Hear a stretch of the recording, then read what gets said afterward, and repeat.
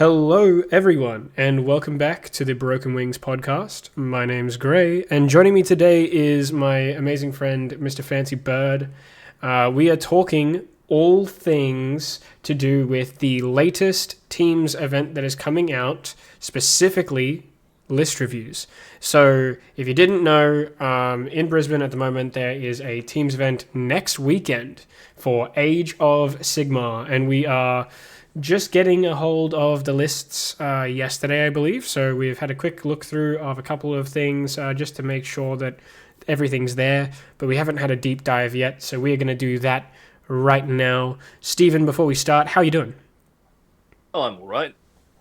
It's good to hear. That's good to hear. Have you been prepping for the event or anything like that? I know you're going to the event. Yeah, I'm going with some of my friends. It's going to be pretty good, I think. I'm planning on going in costume, so Okay. keep your eyes out. And I have been preparing my, quite frankly, phenomenal display board, and I will tap myself on the back for that one. And I'm doing a 2K tomorrow to actually play a practice game or so before the event. Yes, because you're bringing Fleshy to court, I believe, right? So you're going to be quite a busy boy learning all your new rules that have come out. Yeah, and to be honest with you, they do a lot, but we can discuss that later down, because I know there's a couple of fleshy to court lists that Yes, aren't there mine is. in this event. Yes, And we can discuss that kind of topic when we get to that point. of course, of course. Let's get started. Let's dive in. So we have quite a few teams at the event itself, and a pretty decent spread of armies. There are some that you might see more than others, and we will talk a little bit about that as well, just purely because of how surprising some of these bigger numbers really are, because it is really quite a shock to me as well, seeing the distribution of teams and what exactly they're running and what exactly has become quite popular in the event. So if we want to quickly go through those, I can do a quick breakdown if you'd like. How does that sound? Oh, you mean the radial chart? Yeah, Yeah, go ahead. we'll do a quick radial chart breakdown. So we have 7 Khorne as the most popular faction in the entirety of the event, which I understand. They're very, very meta. They're very strong. Makes sense. But bringing Especially in up, the spellcasting meta. yeah, exactly. And bringing up the rear, we have Ogres, Nighthaunt, Auric War Clans, Stormcast, and Soulblight, all with 5 or 6 entries each. And that's pretty impressive considering, I would say, only 2 of those armies, specifically Auric War Clans and Soulblight, are quite up there in terms of meta performance. I feel like all the others are relatively lower off, with obviously some Ogre armies, some Nighthaunt armies, and some Stormcast armies being a little niche in the meta that can sometimes perform quite well.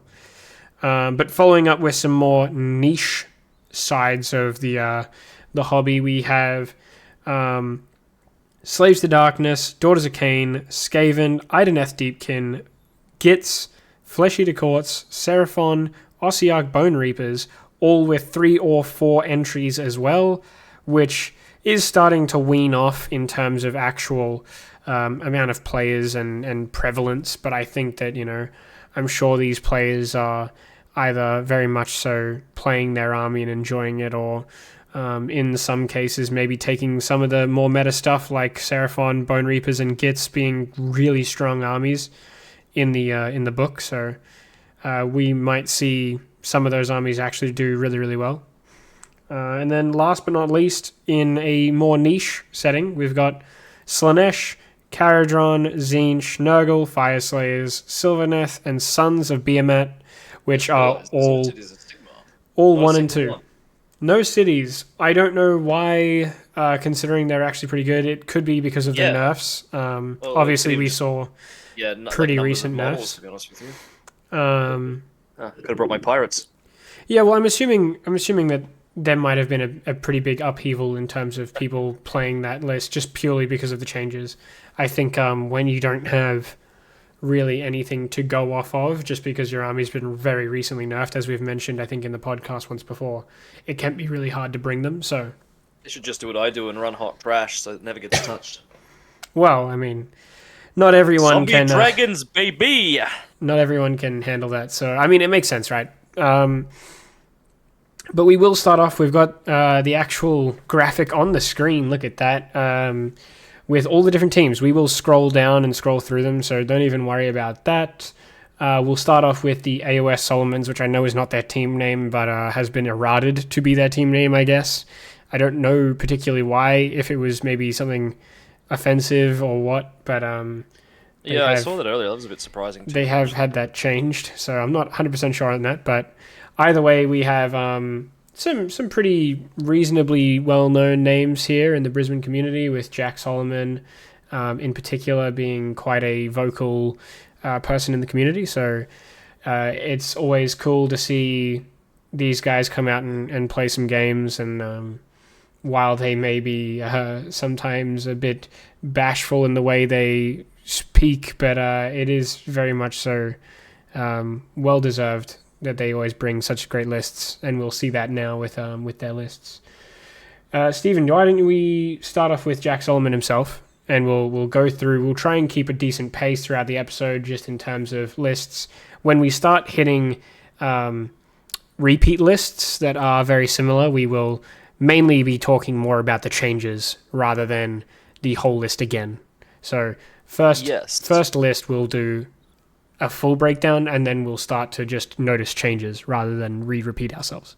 Yes. Okie dokie. So, we have Jack, the solo man. He's packing Nighthaunt. Subfaction Scarlet Doom, which I believe is the Bladeghast Revenants faction, correct? Yes, so charges of Bladegeist Revenants will do mortal wounds based on the number of models in that unit on a 5+ per model. Well, that's nasty business. Actually, that's very nasty business, considering he's got 50 of them. Yes. Pardon me. Yeah, so leaders. Sorry. Let's go through them. That's okay. Coolgrass Crusader, and a Guardian of Souls, and a Guardian of Souls, which is a little bit light on heroes, I noticed. Now, Cloak and Shadows, I'm going to get this up. Yeah, so it is, while you look that up, it is very light. I knew the old army a lot better. Yeah, very, very light in terms of heroes. Normally you see Nighthaunt running quite a few more with their castle. That's interesting. Very specifically, they are normally packing a lot more recursion with spirit torments and stuff like that. So seeing double Guardian of Souls and a Krulghast Cruciator in there is actually quite unique in a lot of ways. Well, Cloak Shadow, I just checked it up. It only allows the user to be targeted by one combat attack or one shooting attack per phase. Okay, so increase that durability on the Krulghast Cruciator, which is very understandable. If you don't know, the Krulghast Cruciator submits an aura within 12 inches that provides -1 damage reduction to any units that are currently terrified, which basically just means if they are in combat with Nighthaunt units, they get a 12-inch bubble that will reduce their damage down by 1 to a minimum of 1 against those Nighthaunt units. So keeping him close is really important, which means that he is going to be very much so in danger. So I can understand Cloak and Shadows being quite a good pick here. Means only one unit can attack him per phase, which is really, really helpful for keeping him alive, especially considering he can pretty much be in the thick of things a lot of the time. So, makes sense. He's also packing double Mirmorn Banshees, which should help the guys stay alive against spellcasting as well. Yeah, well, what is the Midnight Tomb? Let's get through the Midnight Tome and their spells. I believe the Midnight Tome is a guaranteed cast on an endless spell, which would make sense as to why he has the Purple Sun. What is this? Midnight Tome. Here we go, I found it. Relics of the Underworld, Nighthaunt hero only. 100%. Summon an endless spell once per battle, automatically, and it's summoned with a casting roll of 12 that cannot be modified. So it can still be... Oh, it cannot be unbound. That's so it can't be unbound. So it's a really good magical dominance objective scorer, where you guarantee... the casting value. You guarantee the cast of that spell, which means you're guaranteed that battle trait. Not battle trait, sorry, battle tactic. Purple Sun's pretty nasty as well. Well, the Purple Sun's also fantastic because Nighthaunt has unrendable saves. So, because they have unrendable saves, the Purple Sun actually doesn't affect them because it reduces your save rolls by 1, but you can't modify your save rolls because you're Nighthaunt. So it is Quite cheeky, isn't it? a double-edged sword that has basically removed one of its edges and become a finely honed katana, if you will. Glorious Night Steel cuts through anything. What have you got for Battle Line, though? Battle line. We have 20 Blade Geist Revenants, another 10 Blade Geist Revenants, and then repeat that twice for a total of 30 in 3 units of 10, and a 1 unit of 20, making 50 total. We've got 2 units of 5 Hex Wraiths. We have 3 Spirit Hosts, which I understand now are Bodyguard. Yes. The Endless Spell, as we mentioned, and then we have 2 Miamon Banshees and Other, and he's packing double Battle Regiment. And you obviously mentioned the Miamon Banshees, which I think is a really good shout, right? Miamon Banshees, for anyone that doesn't know, offer magical protection in a big bubble. Judging from the fact that he's running 2 means that he's probably going to be positioning this army in 2 bricks. Or potentially just trying to cover a much wider board space with this army, which I totally respect considering that is quite a few models on the table. And I think Miamon Banshees are fantastic, not only in Nighthaunt, but also as an ally, as they affect all spells in an aura. It's really, really strong. It's really, really good. They have such good magical protection. I think it makes sense, especially in the spell-based meta. This seems like a fantastic list. Interesting too. Apparently, I just checked it again. Miamon Banshees can also shut off endless spells if they move close enough. Yeah, they sure can. So that's what I mean. Let me It's just read really good something magical quickly. protection. But it seems like this list is Can very... roll. Okay, it is a maybe. That's good. Yes. I was wondering if they would shut off their own sun or not. No, they don't shut off their own sun. I think this list is very tailored, though, right, in terms of doing this General's Handbook's worth of battle tactics. You've got double Hex Rays, which have fantastic maneuverability, boasting huge movement, which is great for Surround and Destroy. It's great for... I think this will be the defender player, right? Yeah, this will definitely be their defender player. They're so That strong. many wounds on a 4-up invulnerable save is impossible to choose through. It's going to be a fantastic army to play, being able to go into pretty much anything because you've got so much battle tactic is nuts. aspects. You weren't kidding. Yeah, it's really, really good. That's new. I didn't know the Hex Wraith War Scroll since they changed it. Yeah, they move incredibly fast. So Wow. Surround and Destroy is perfect. Intimidate Invaders is perfect, right? They're such a mobile army, pushing up really aggressively. Well, it's not to mention their footprint's pretty damn big to just clog up your enemy movement. They're insanely good at blocking off space. They're insanely good at grabbing rear objectives, getting those battle tactics. You've got the Purple Sun for with the Midnight Tome as a battle tactic, right? So you've already got 2 guaranteed battle tactics. You're playing Nighthaunt, so Retreat 2, Charge 2 is an easy battle tactic as well because you can fall back and charge. Ooh, You've got... Keep in mind that does have to be with different units, though. It does. But obviously, because your whole army is not punished by getting tagged, it means that you can shut down other people's ones, but not actually shut down your own. So there is a fantastic amount of play in this army. I would be really interested to see how the limitations, per se, of no recursion in the list affects him. But other than that, I think this plays really, really interestingly. Assuming he hits in waves as well and keeps people with the central objectives, and as you said, he's making his battle tactics. Now, what's their grand strategy? I was going to check that. It is... Fright or Flight, I believe. Fright or Flight. I can get that up now, just bear with me. I believe it's have someone terrorized, right? Yeah, I think I was speaking to Jai about this. There we go. Fright or Flight. That's a battle... What the? That's a battle plan. Alright, hang on a minute. You're thinking of it. No, it just says in the category, it says Fight or Flight. But yeah, hang on a sec. Grand strategies. It's Fright or Okie dokie. Flight, that's why. Yeah, I just clicked in the list. Yeah. I got tricked. When the battle ends, you complete this grand strat if one or more objectives are being contesting, if I'm reading it word for word off the website, by friendly Nighthaunt units, and there are no enemy units within 6 of any friendly Nighthaunt unit that are contesting an objective. That's there you go. pretty decent. Yeah, it's Wow, it's yeah, really, it's pretty really decent, yeah. It means that you go second, you flee away from things.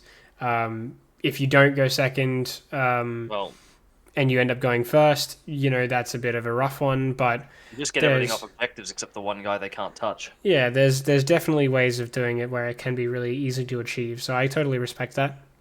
But we'll move on. Around with that kind of army. We'll move on to the next one, which is Josh Boyden. So Josh is running a pretty awesome list, in my opinion, which is Gloom, Spite, Gitz. We've got Trug, Strogherd, the new Army of Renown, with Grand Strategy, Overshadow. We've got a Dankhold Trug boss, Trug, 3 Dankhold Truggoths, I believe, in there. A unit of 3 Fellwater Truggoths, and then 2 units of 6 Rockgut Truggoths. Dankhold Troggoths are the big one, the non-boss Yes, the big boy. I didn't... Yes, right. I think this list is really cool. Obviously, he's going for a Triumph here. I would assume that he does have a Triumph listed. It's just not in his list by accident. But if he's not, fair enough. I just would expect it with a 50-point under. I know the limitations of the Armies of Renown do lend itself to situations like that as well.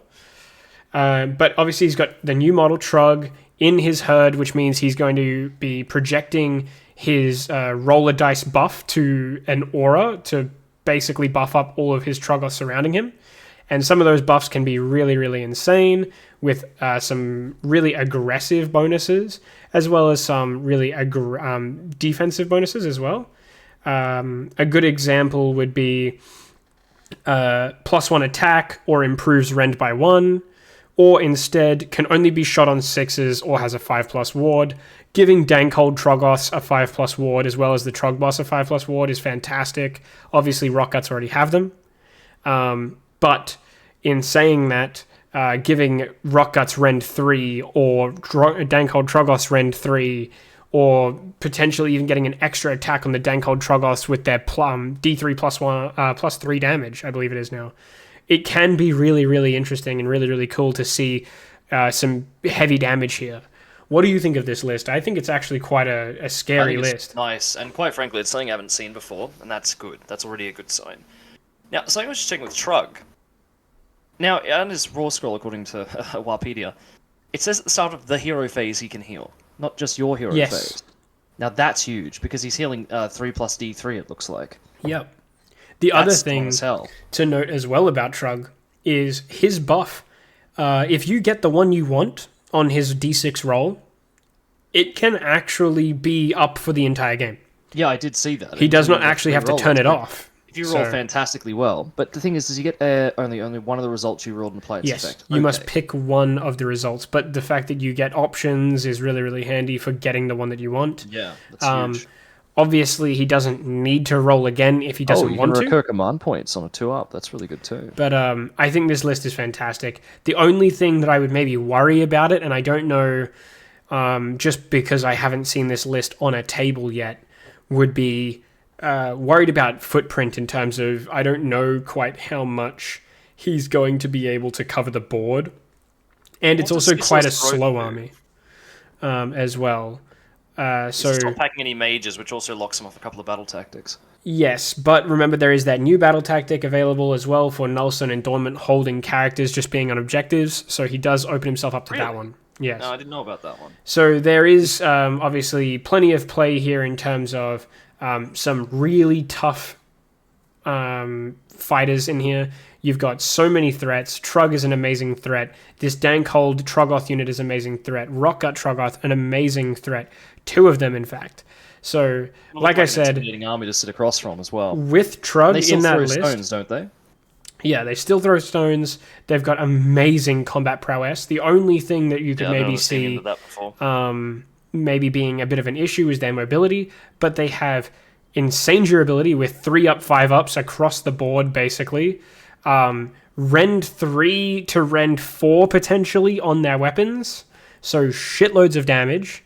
And the benefit as well is that they've got access to the new Nullstone Adornment battle tactic, as well as plenty of book battle tactics, which can be potentially something that they can achieve, if I remember correctly. So that is a really interesting army, and I think that could also be a pretty good defending army too. I don't see that really coming across anything too hard to fight. Through. And honestly, because of the large unit sizes of all those trogs, you're going to find that you can't rally back the big ones, right? You can, I believe. I believe you can bring back all Troggoth units that aren't heroes. So those Dankholds, I believe, can even come back too, if I'm not mistaken. This is from the Badloon Moonshrine. It is from the Badloon Moonshrine. The Bad Moon Yeesh. Moonshine, sorry.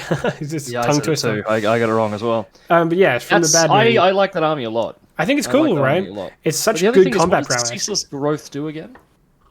Command trait. I That's the new one in the believe truck it's code, a isn't it? re-roll to your heal rolls, if I'm not mistaken, but I could be. So I Google that. Wellpedia. What is it? Gloomspite. But yeah, that's a phenomenal combat army. I think that that's Jeez. a perfect defending army too. Obviously, He with will the stay alive. You get that 5-up on Trug, he's just not going down with that healing every hero phase. I mean, well, the Utron thing is, wishes right? he It's healed such like a that. it's such an adaptable army too, because Trug can Yeah, Trug provide a perfect counter to any shooting army by making them only hit on sixes. He can provide a he's perfect got the moon as counter well. to any combat armies with some really durable Oh yeah, castles. and they get +1 of their save rolls too under the moon. Yeah, they get +1 to save, so they're all 3-up saves. They've all got a 5-up ward, potentially, right?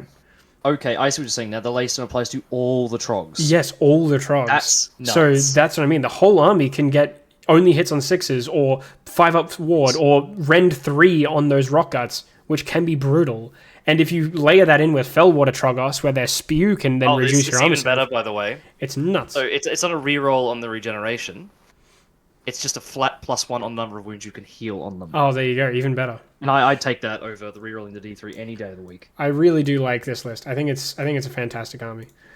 Oh wow, and they can. Oh no, that's a thing you have to take. Okay. Next up, we have James Worrell. Shout out to James for bringing Blades of Khorne, one of the most popular armies in the event. He is running what I would probably consider to be one of the lists in terms of maybe the most predictable list.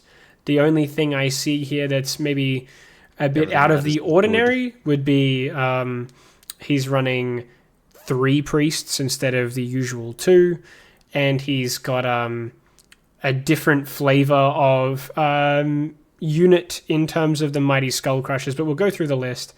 So Bloodthirster of Unfettered Fury, which is a 3d6 charge being able to be given out to a unit that isn't a hero.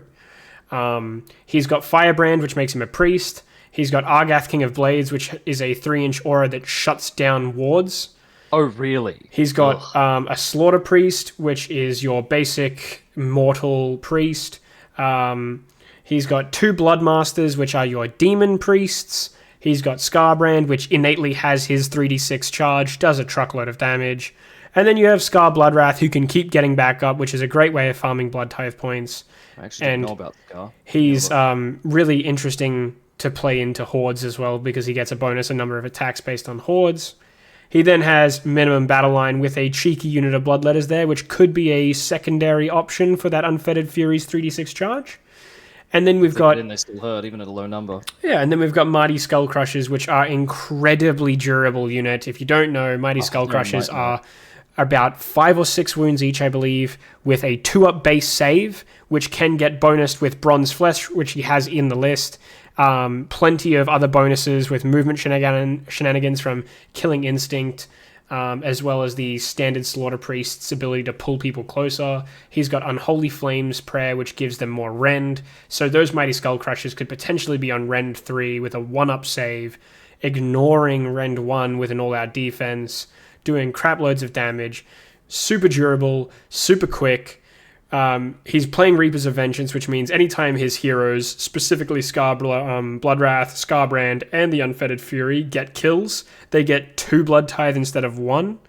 He's running Slaughter of Sorcery, which is no wizards on the battlefield alive at the end of the game, which is completely understandable. He's gone double Warlord here as well to get 2 Nullstone Adornments, I believe. He's going for 2 artifacts. So he's got the Argath, King of Blades, and he's got Halo of Blood, which is going to pair really good with the Bloodletters. Halo of Blood on a Bloodmaster basically just makes the Bloodmaster fight first, and then the Bloodmaster can then bring in those 10 Bloodletters to fight with him at the first step of the combat phase before anything else gets to attack. So can be a really good defensive tool as well as a really good offensive tool. He's pairing that with Hexgorger of Skulls to really shut down opponents' magic even more so. I think this is probably as solid of a Khorne list as you can get. What do you think, Stephen? I think it's pretty much as good as it gets. I think I don't want to be on the end of those many Blood Crushers, to be honest with you. it is an incredibly durable unit. It's insane how much beating that thing can take, unless you have a crap load of mortal wounds coming off of melee attacks or shooting And of course, attacks. they've even got the inbuilt corner 5-up ignore a spell as well. Yeah, so you can't do mortal wounds through spells. You're going to have to do them through other means, which isn't impossible, obviously, but it's certainly a lot more difficult than you would want it to be. And as always, Hexculture Skulls is fantastic. Yeah, I think this is auto take. This is going to be that's a very good list. But what does Halo of Blood do? I missed that one. Halo of Blood is the fight first. So Gotcha. Halo of the Sorry, I Blood missed that makes the Bloodmaster fight first, which pairs with the Bloodletters because he can bring them to fight first with him. That's fantastic. So, super I also defensive, noticed super Scar offensive. Bloodwrath himself, he's not terrible in terms of just being an infantry meat grinder. No, that's what I mean. He's really good into hordes. He's fantastic in terms of recycling blood tithe as well from getting back up. It is maybe a little light on bodies, but the bodies that he has are much higher quality than your typical Khorne list, with those 6 Skull Crushers being huge value. All you need to do is like pin the enemy threat down with the Skull Crush, hold them up all day, while Scarbrand gets behind them and just does what Scarbrand does. And if you chew through all that, you've still got to deal with a Bloodthirster. Meanwhile, You got to can deal with the bombard prayers Bloodthirster, you got to entire deal with Scarbrand, you've got to deal with 10 Bloodletters, and don't forget as well, these Bloodletters and the Bloodthirsters all get 5-up wards outside of 8 inches, so they're getting really, really difficult to murder at a distance, which makes them perfect for getting into combat Especially eventually. in like a meta like this. So I think this is a really, really solid list. Obviously, anything that outputs high combat mortal wounds is going to be really scary, or any mortal wounds on the charge. Like, for example, if he was first facing Jack Solomon's list, it might be a bit of a problem for him. But other than that, it's great against magic. It's great against shooting. It's going to be super good for anything that doesn't have as much mobility as he does. And it is really, really good against combat armies that don't have a very high rend characteristic or high mortal wound output. It can be very hard to push through. So if I end up against a list like that, I actually don't know if I can kill it. I just don't know if I can put out enough. Yeah, the mortal rend wounds to 1 on get through Feck those. is going to be hard That's pressed to get fantastic. through I Mighty love Skull it. Crushers like that. Waiting so I 5 totally years for understand. that, it's well, that's the great thing about Feck having only rend 1. He already ignores rend 1, so why bother? Exactly. So, really, he's played it himself. But to finish Anyway, up, so here's an army I actually know. yes, is to finish Syriac up Bone Reapers. the AOS Solomons. We've got, I believe it's pronounced Kyle. I apologize in advance if it isn't. Heffernan. Heffernan. Oh, So, do you want to take this one away because you know the army a little bit and you've played Oh. against it recently? Let's see it. a few times. Did you know they have a 5-up? Because our team captain didn't. Anyway, so he has picked Mortis Praetorians. It's a fantastic pick, and it was my favorite back when I had an OBR army several editions ago.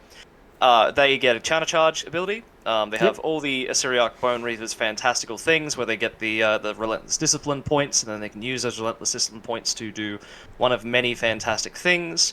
He has Spellcasting Savant, which I believe is just have your guy alive at the end of the Well, don't forget as well, it's not Relentless Discipline points anymore. It's just standard command There'll always points. be Relentless Discipline to me.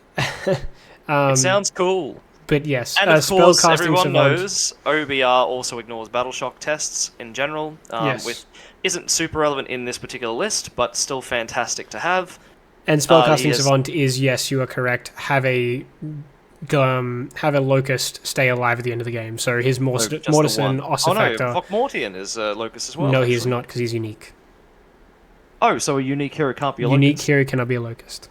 No, I didn't know that. So Mortison Ossifactor is the only one here, but obviously this is OBR, so Okay. by all means take it So, away. we have Catacross coming in at a whopping 500 points. He's the Mortarch of the Necropolis, and he's allegedly undefeated, even though he gets defeated in every story I've seen him in, just like he planned. But he has been homogenized to the fact that instead of getting a ton of little chafe attacks and things like that, he now fights at his best bracket when he's fighting an enemy hero. He Yes. is very slow, but he does a lot. He can deny you command points on a 5-up. He is an absolute monster truck in combat if you actually are silly enough to get involved with him. He heals a ton because OBR has the capacity to heal, I think it's 3 models within 18 or 24. 3 wounds each or bring back a model. It's like the super duper version of reanimation with death, and then includes himself. Yes. And the other fantastic thing about him is for 1 CP, he can broadcast an aura, as long as he's not in combat, which gives a +1 to, I think, the save and to hit for his Yes, entire +1 army. save, +1 hit. And if he's at top bracket, I think it's 30-inch bubble still. Off the top of my It's head. massive, yeah. It's really, really large. May as well be moored wide, because, of course, OBR typically moves as a castle. Yes. So he's nuts. Catacross is everything you want in a centerpiece hero. I mean, except Usharon is obviously better in every single way, even though, yeah, definitely. I feel a little bias coming from... Oh, no, what are you talking about? It's just the facts, man. Yep, continue. And, anyway, so Mortison Ossifactor is a wizard. He is the most recently released OBR character, actually, / model. Yes. His command trait is Aura of Sterility, which will negate shooting. It's -1 to shooting to be wounded for every OBR unit that's wholly within 12 of him. Yes. That's very good in this kind of... I believe it's addition. -1 to hit and wound, right? Isn't it? You might be right. I'll just check it. I know it's Yes, very it good. is. Hit Yeah. and wound rolls. That's Yeah, fantastic. so Wholly -1 to within hit 12. and wound against shooting. Really, really strong. So it just protects your core castle while the riders split out. And speaking of riders, we'll get to that in a moment. Now, I'm just checking the Gothazar Cartouche. Gothazar I believe that's Cartouche is +1 +1 to wound rolls. within 9 inches. Yeah, is it wholly within or just within? I believe wholly within 9. Yeah, that sounds right. I'll just be a moment. Do you want to just keep running? Do you want to run us through Vokmortian while I check that? Yeah, so he also has Empower Nadirite weapons as well, which is basically just getting those... and he can modify the Archai as well, can't he? The Ossifactor. Yes, so the Mortison Ossifactor can basically give bonuses out to their construct units, which are specifically Morghast, both Archai and Harbingers, as well as the battle turkeys, which hold it to 9, you're right. are very much so going to love those bonuses. In this case, it's Morghast Archai, which we'll get to in a minute. But those bonuses can be pretty insane. The main one that a lot of people run, though, with the Ossifactor is going to be improve Rend by 1. This is obviously really big on Archai, who already have Rend 2, which means they're going to Rend 3. But we do have, as Stephen mentioned, Vokmortian in here as well. The Master of the Bone Tithe. That's the one. Now, he's a mage. He's apparently not a Locust, which I thought he was. No. He has a mini shooting attack. It's nothing special. It's 12 inches, just little 2 damage pip attack. Yeah. His melee attack is standard caster. It's actually slightly better than a standard caster's weapon, but it's still nothing to write home about. However, for 120 points, he's a double casting wizard with 2 unbinds. Level 2 wizard, 2 unbinds. And he also knows all the spells from the lore of Osean sorcery, in addition to his own spells, which is fantastic. Super versatile, right? 120 Super point versatile. mage who can get healed and has a 4-up save base. I would take that in any army, quite frankly. It is really, really solid. He's durable. He's obviously going to be chilling out with Catacross and plenty of others, getting a absolute insane amount of value out of his spell lore. In addition to that, if you do find have a small opportunity of having him in combat, you can pick him within 3 inches and then make people spend CP to attack him.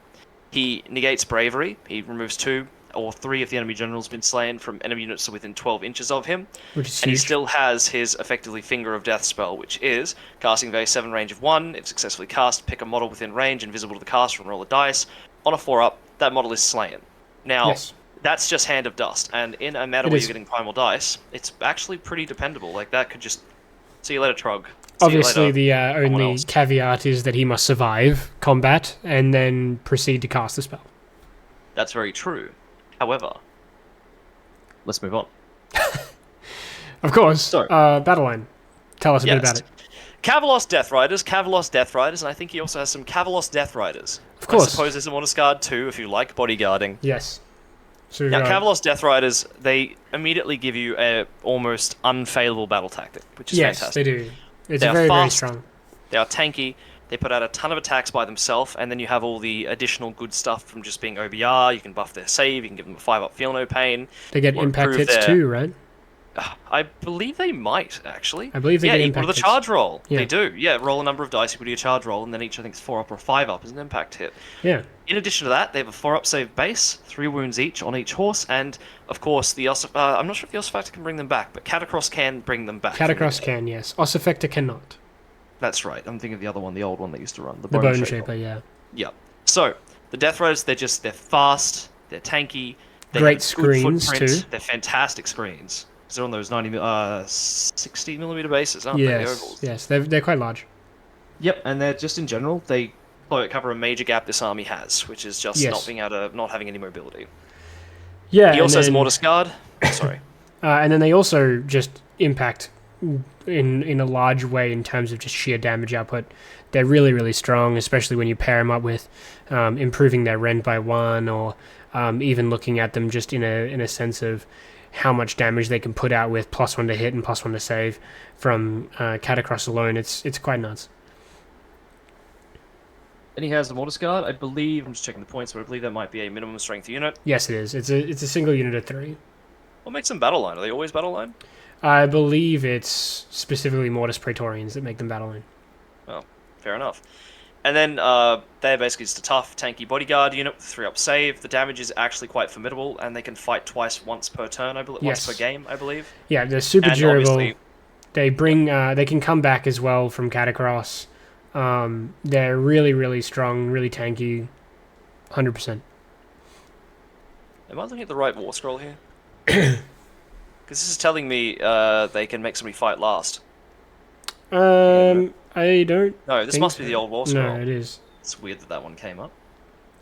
Yeah, so 3 attacks, all at Rend 2 damage, which is fantastic. They can mortal wound save, pass off on a 2+. And they fight twice. They're really fantastic. Obviously, we've then got the 4 Morghast Archive, This is the hammer. This is the absolute, absolute hammer. hammer, For the army. yeah. Presumably, he's going to be packing halberds on each, Yes. which are long reach, 3 attacks base, 3s and 3s, -2 rend 3 damage. Yeah. They can fly, Huge. and they shut off command abilities. Which is And why they're these things are almost- just meat grinders. They're almost never going to be Rend 2 either. They're always going to be Rend 3. They make it so Yep. way you can't all-out defense, so you're all of a sudden Rend 4. And you may as if well you- just not even have a save. If you bludgeon, then it goes to Rend 5, right? That's right. So, Bludgeon's a core mechanic now, isn't it? yeah, you can I really forgot about push that. an absolute crapload of damage out of this And army. Of course, I believe Catacross can still bring back 1 from the dead at like 1 wound No. remaining or something. Oh, they've changed that now, No, haven't they? no. Thank God Can't for bring that. back any of them. He Thank can heal God them, for but he that. can't bring them back. That used to drive me mad. But, And yeah. they also get to strike first. They make a charge roll of 8 or more. Yes. They're insane. They're really, really good. Oh, and they have a 5-up ward save now. Yeah, they have a 5 aboard. They're really, really If they're good. within 12 inches of any heroes. That's interesting. They're super durable, so much damage. I think this is a fantastic team. I really do. Honestly, all of these armies don't really have too much of a weakness, with the only one maybe being Blades of Khorne, which will probably end up being their champion at this point, I could probably see, or their answer to another solution that they might have to any heavy magic armies. But What about the frogs? yeah, it's a very, very strong team and fantastic players if they are of anywhere to compare to Jack. So I think that's completely understandable. Interesting thing is that there's almost no shooting or magic in this entire thing. No, I think it's perfect. I think that's great. I think you'll see that a lot going forward as well. I think you'll see heavy melee and maybe your occasional 1 shooting army and 1 spell army. We'll move on. Next team, I suppose. Next team is the Bathtub, Bathtub Barracudas. Barracudas. Nice. I love that. We got an Ogre Moor Tribes army Yes. from Dylan Pike, who is also a pike is also a kind of fish. Yeah, it is. Actually, I didn't even think Now, of that. I think you can take us away on this one. Yeah, so we'll blitz through this one pretty quick. It's Underguts. Basically just means that all your cannons are getting an extra bit of rend. You've got Hold the Line, and Bloodthirsty is the Triumph, just for those reroll charges. He's really low on points. I don't know why he did that to himself, but he did. So he's really low on points. I'm assuming it's probably because he was limited in terms of what he could Maybe he build didn't out have of his endless army. Spell, like kicking around. Perhaps, yeah, I don't really know. But Bloodthirsty is giving you that reroll charge. Hold the Line is a bit interesting, but I understand it, I guess, when you Yeah, don't really have I too guess. many other choices. I probably would have gone Spellcasting Savant, considering you have Iron Guts and Lead Belches in the list. But we got Firebelly, Billowing Ash, basically just a neg 1 to wound aura. We've got the Frostlord on Stonehorn with the Rockmane Elder, so neg 1 to wound again. I think that this is So Billowing Ash is actually neg 1 to hit, I believe. I'll just double check that. But I know Sounds the right. Rockmane Elder is neg 1 to wound. I don't And he has personally fire, run. feel no pain and I don't personally run a Fire Belly myself, but I totally understand why it's in the list. It's very good to protect the castle that we're going to get to in a second. Oh, I just realised he's not bringing a terrain piece, so he's probably only recently made this army. The terrain piece is kind of irrelevant anyway, so I can totally understand that. You can't take the Maw Pit because you've got a Frost Lord in the army, and you Oh, can't really... alright. I mean, you you don't really get the need one anyway. to take a Maw Pot, but he might have also just forgotten it in the list. I don't think you need to state that you're taking a Maw Pot, to be honest, in your list. If you do, cool. If you don't, you don't. I'm sure no one's like too anal about those terrain pieces. Yeah, I wouldn't worry too much about it. But Billowing Ash is a subtract 1 to hit rolls, so that will most likely still makes be sense. applied to the Iron Blaster list, which we will get to in a bit. But we've got a Butcher with Gastromancer, so he knows all the lore of spells that they get.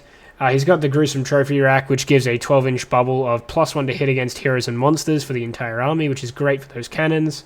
It's massive. Wow. We've got Levitate to make those Iron Guts fly, as well as the cannons potentially fly.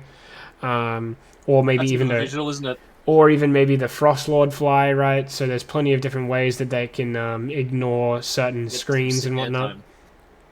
Double units of Iron Guts. They're killy. They're strong. They beat the crap out of things. I totally Likewise, don't understand. Ask me how I know. They're insane amounts of damage, flat 3 damage. They're basically Rock Guts, but slightly worse, in my opinion. But they've got some really amazing stuff there. I think Iron Guts are one of the strongest units in the book.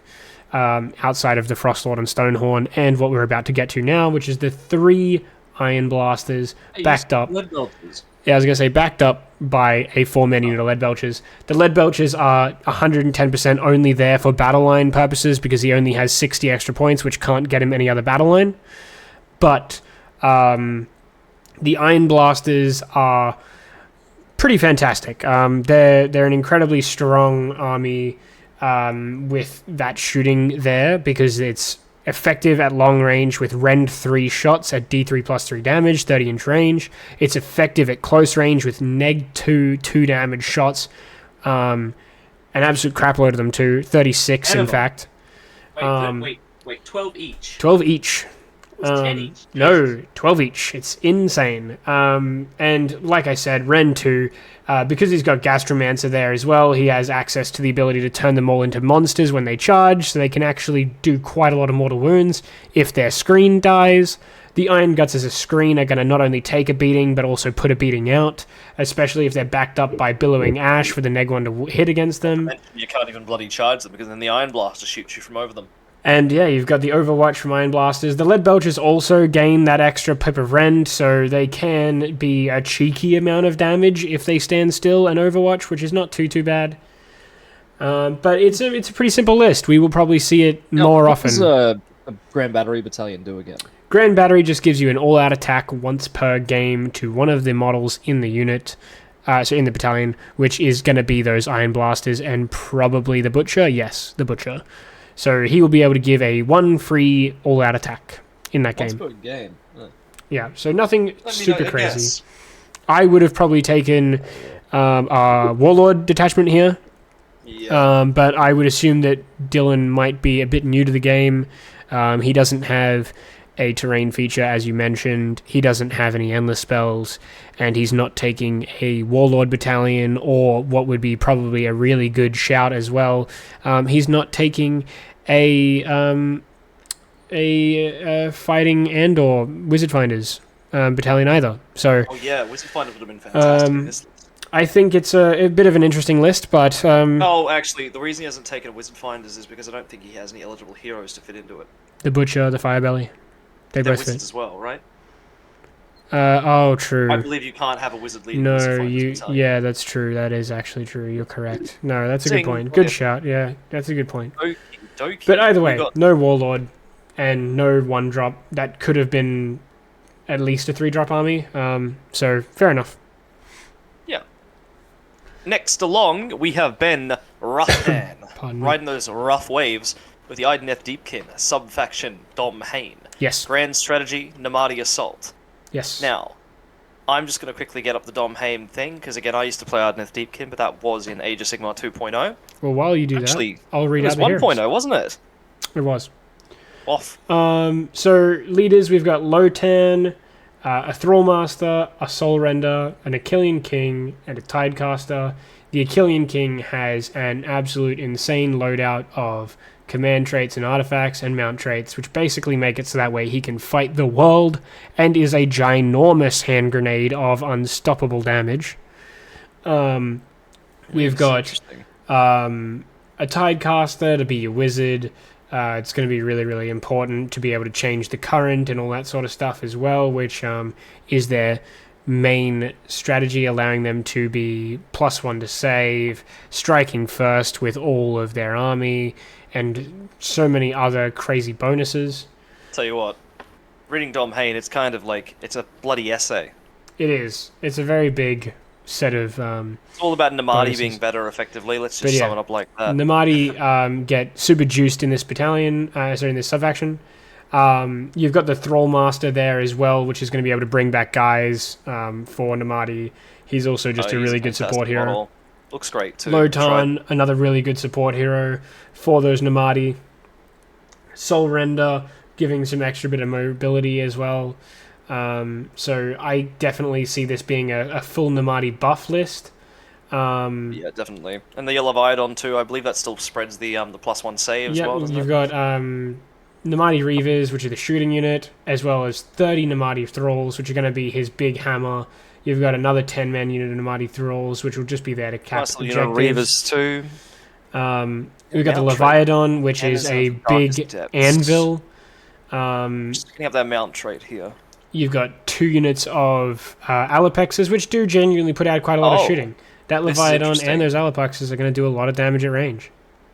This is really good. Subtract 1 from wound rolls for attacks made with melee weapons that target the unit that have a damage characteristic of 1.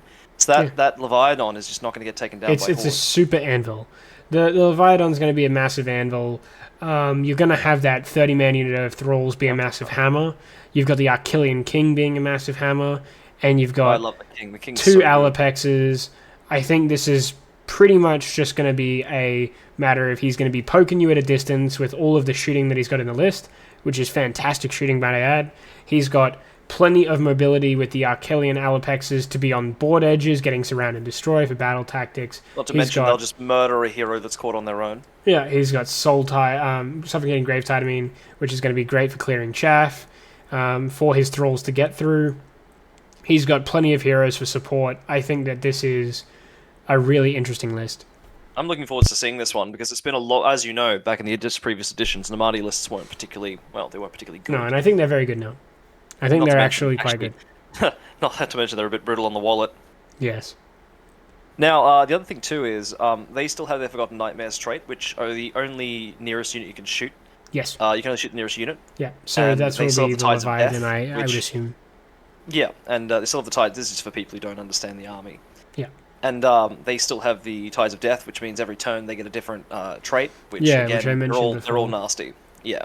Yeah, like I said, you've got the +1 save, you've got the always strikes That's first. what you're talking about. So- Sorry about that. It is really, really good. Have they changed the shipwreck much? Because they have that massive terrain piece. No, Shipwreck is relatively similar to how it used to be, so it's just a really good. Maybe damage to the standing on it. It's a really good blocking piece in terms of terrain.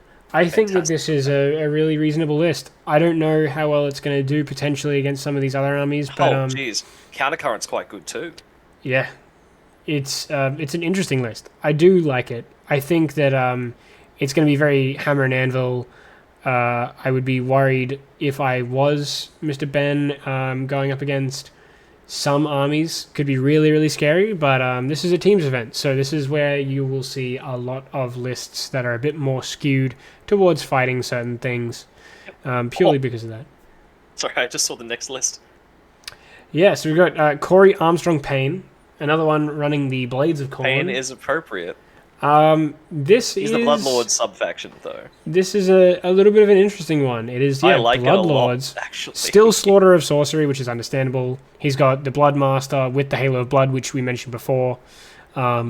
He's also packing Argath, the King of Blades, which is the same one we mentioned before on the Bloodthirster. Oh, no, sorry, the Wrath of Khorne Bloodthirster has the Halo of Blood, my apologies. So the Wrath of Khorne Bloodthirster is a bit unique. He basically allows another Bloodthirster to fight with him. So in this case, we've got a Boom Thirster, which does a shitload of mortal wounds in combat, as well as some decent damage.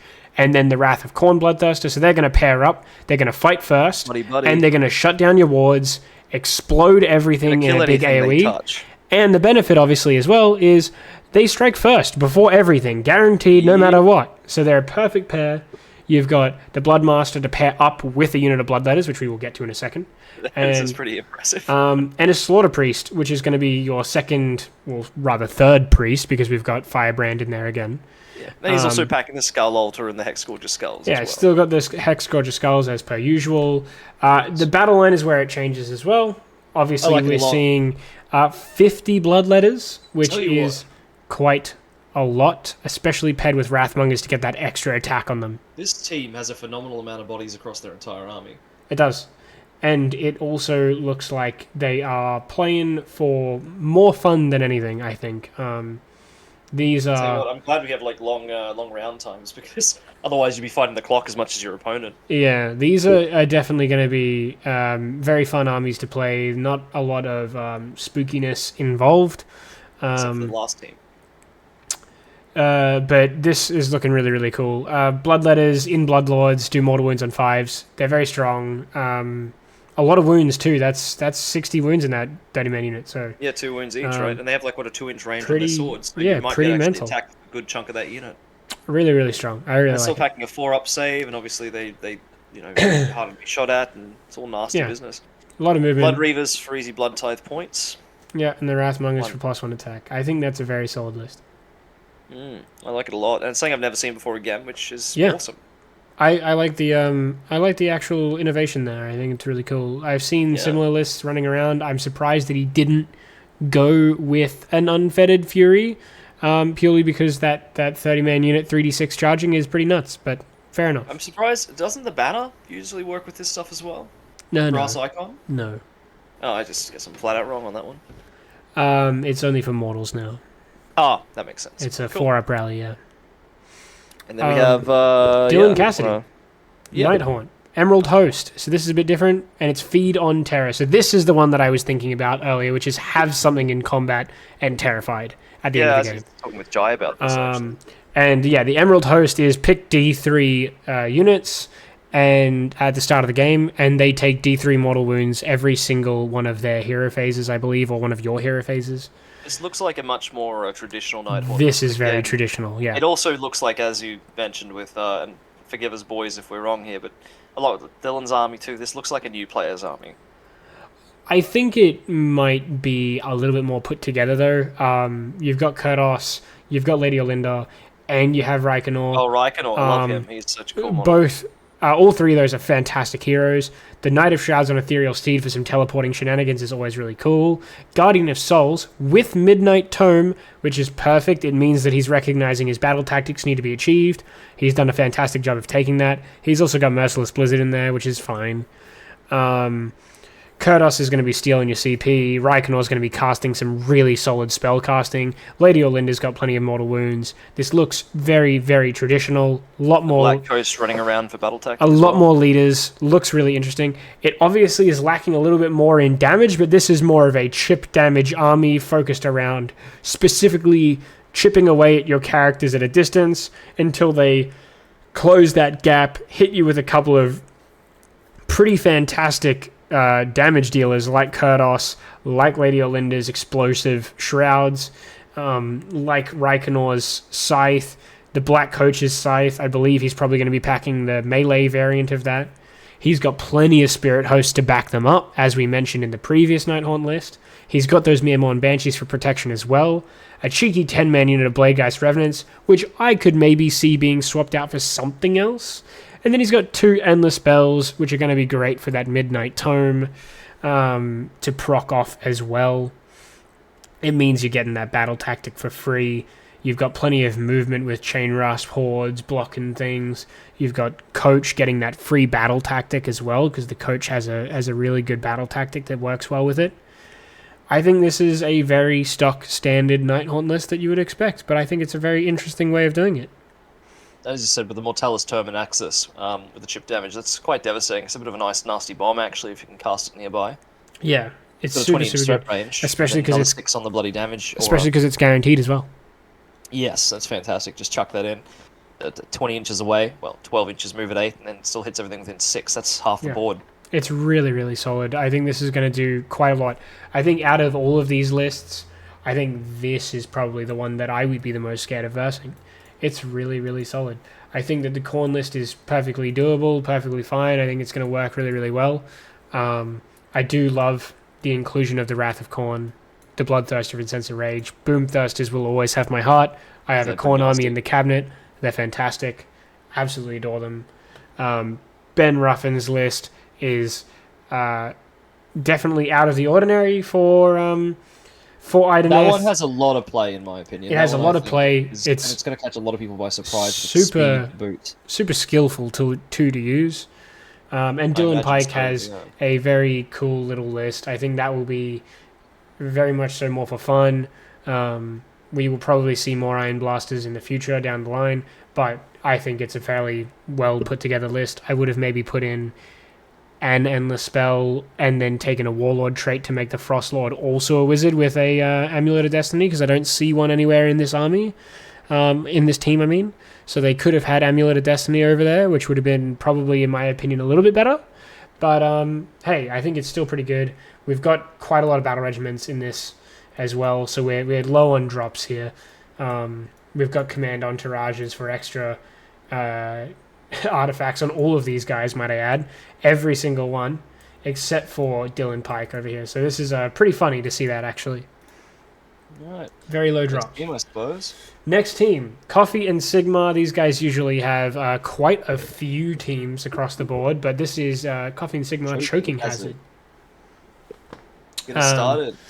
Nathan Mayer, Ossiarch, Bone Reapers, Mortis Praetorians again, which is actually pretty surprising in my opinion. If you do ask me, I would have gone with Crematorians myself, but I understand the benefit of Mortis Praetorians too. This is very similar to the previous list, except instead of going for obviously the heavy Morghast Archive package, He's running the Bone Shaper in this list. Yeah, we're seeing a little bit more. We're seeing a little bit more emphasis on Necropolis Stalkers instead as the hammer, so no Archive hammer. My only concern with that would be that Necropolis Stalkers are comparably quite slow, and that's a lot of points to devote to one, like... Well, the benefit I think area that we're probably going to see with these Necropolis Stalkers is they're going to stay with the castle, and the Archive are probably going to just be a very scary threat off on their own. Same thing with the Kavalos Death Riders with the Arch Kavalos Zandos with them. This army's going to march up much more coherently across the table. I think this is going to be a much more castle-y build. We've got Dark Acolyte for better casting. We've got Artisan's Key for double reinforcements coming out of the Bone Shaper. Quite nasty. Again, with this build, I don't really know why he picked Praetorians over just running Crematorians. I would have probably just run a Crematorians package here, but maybe he is playing more casually and he is just wanting to... Oh, it's also because he's got Zandos and Zandos still in the effects Mortis Praetorian units. Yes, and he is also a Warlord... Warmaster, sorry. A Warmaster. He's also a Warmaster for Mortis Praetorians. But I think this is... they put Zandos into Mortis Praetorians and not into the bloody the Cavalier one. I know, but this is a very casual version of this Ossiarch Bone Reapers list that we will see pretty often. It's still got a lot of play, but I definitely don't think that it's going to be as scary, perhaps, as the alternative which we saw earlier. It is a one-drop, so this could still do quite well against some matchups and really impact some matchups, but I would definitely fear the other list a lot more. Yep. Now, next we have Nicholas Thorondor. I love that name, by the way. Nicholas, shout out to you. That's a very, like, Lord of the Rings name. Like, fantastic name. Major dwarf vibes, which is unfortunate because we're actually playing Orcs. Orcs is also pretty Lord of the Ringsy. I'll take it. We got the big War. Yes. The strategy is War. Who would have guessed? And inspired for the Triumph. We got Gobsprak, which is Yep. basically an auto-include in any Orc War Clan's army because he just shuts off enemy casters and blows their literal brains out. Yes. Last time I took out Gobsprak, I actually instantly killed a Vampire Lord, and I felt terrible about it. You have the Weird Knobbed Shaman with the Great Big Hand of Gork, which is like pick something up and put it down. It's effectively a teleport. The Orc War Chanter. Oh, I didn't realize he's down to 90 points, the Shaman. Jeez, that's so cheap. Orc War Chanter, he's got the Fix and Beat, which is a heal, and then no slouch in combat. He can also broadcast an additional 1 damage on the attacks. The Wurgord Prophet has Glow and Tattoos, which I believe gives him a 4-up Feel No Pain, doesn't it? Yes, which means that he's going to be able to stare at people real good. Really kill anything within 12 inches, Yep. almost guaranteed. Which Yeah. is pretty scary in my opinion. You've got Hoarfrost, which is obviously more rend. Then you got the Gnash Tooth, which I like, and Grey isn't a huge fan of. But he's the general though. Yes, which is Now, why I'm I not don't sure like I it. like that too much. Yeah. Yeah. It is He's why got I super don't like sneaky it. as a command trait. This is interesting. It's got super sneaky, so basically that just means you can pick him up and put him down. Yep. Once per, I think it's at the start of the game, and then you've got Fast Stump, which means he gets a free move in the hero phase. Now, Yes. the Gnash Tooth is basically a cruise missile, but if he's your general, that's a bit of a liability because he's not Yeah. that tanky. He does have a 3-up base though, which is quite nice. Is Gobsprak a War Master? I don't know if he is. Yes, he is a War Master. I believe he is. Yeah. Oh, let me check that. I'm gonna put it on the phone. No, he's not. Not a War Master. Really? So Yeah, there you that's go. a bit risky. So That's really that's, risky. That's then. scary. Yeah, I don't know would if I not. like. I would not be doing that. I don't know if would I have like even kill just. Yeah, I would have even just made. Ooh, yeah, I would have made anything except him the general. Yeah, it's an odd choice. I know he but wants super sneaky, but the thing is, with Fast Stun, you've already got the movement, especially since you can. I'm pretty sure Yeah. Gobstra can still take. But he's on a monster, so you can't do that. Ignore that. You can't do Sneaky Miasma on. Yeah. 'Cause I Gnash do Tooth is think always this an- list it's is funny really that good. Gnash Tooth isn't the bloody monster, isn't it? Do you He want to doesn't keep fit going in with anything. the battle line? Of course, Auroch Brutes, Auroch Ardboys, and Auroch Brutes. Ardboys, they are. They're the hardest there is. Yeah, they're very Brutes very still durable. 3-up fantastic save. units. Now come in 10s as well, so they're quite strong. Oh, yeah, right. 20 yeah, wounds, that's 3-up save. They do mortal wounds on the charge. And they still Auric- feel no pain? No. Auric Brutes shut off capturing objectives for models with wound characteristic of 1 nearby as well. So fantastic against some of these Mortec Guard and especially fantastic against spooky ghosts as well if they manage to survive the combat. Fair point, actually. And then he's got more Grunter Gouges, which is that new behemoth they've just released. Yes, It's like the battle line version of it. Yep. The non-boss Biggie Pig. Yep, non-boss Biggie Pig, and that one is fantastic because it has a rampage that makes it so that way you fight last. So really, really capable unit right there. That's Yucky Poo Poo. We've got Auroch Gore Grunters, which are the classic sticky pigs. And that is a 6-man unit as well. Jeez, they're brutal. Yeah, they're just, in general, they're just good. They're fast, they're dangerous, they do damage on the charge, I They believe. fan out as well now because of their that's new- right. Yeah, they've new changed that. coherency rules. Yep, which is great because they can cover a huge footprint, and those things are fast. You'd like to admit. They're- Super fast. Yeah. Then you got the Hobgrot Slitters in a 10-man unit. They're Yep. not bad. I mean, for 10 guys for 80 points. I mean, they shoot. It's not a horrible shooting attack, surprisingly. They have Exploding Fantastic rear Sixers. objective holder as well. They're actually a really annoying little unit, Yeah. and they stick around. They have a tendency to stick around more than you'd think. And then you got Brute Rages, which is a unit I'm not too familiar Yeah, with. so 6 Brute Rages. Really scary unit.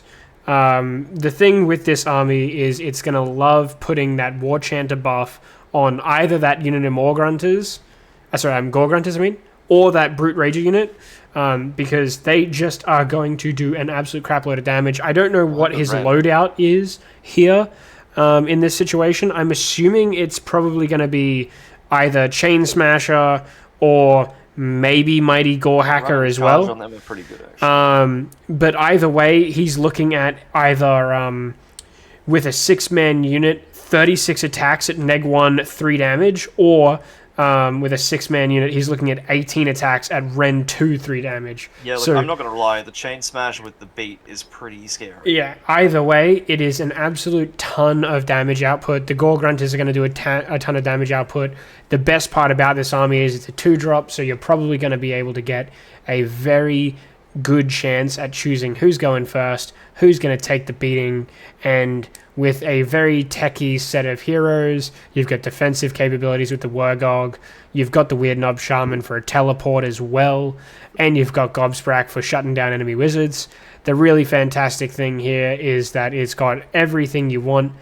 The one thing to keep in mind is the kill boss being the general does open him up to specifically the the battle tactic for having a Cruel Boys hero, so they get the Cruel Boys battle tactic, which may be why he's going super sneaky fasten to score that battle tactic. Yeah, because they changed that recently in the last thing, didn't they? Yes, because that was nerfed now. Because everyone was just doing it with bloody Gobsprak. I'm hoping that he's aware of that and he doesn't get caught off guard, because if he was intending to use the other unit of Odd Boys to get the Iron Jaws one specifically, he may be in for a rude awakening. So fingers crossed Nicholas is aware of that change to his army and he hasn't made a mistake here. Next up, Jono Williams, Skaven. This is pretty nuts to see. Yeah, this is a scary list. This is a scary looking list. Yeah, so we've got Warlock Engineer, Gracier, Bombardier, and Vermin Lord Warbringer. So, I mean, this is a pretty standard loadout for a Warbringer.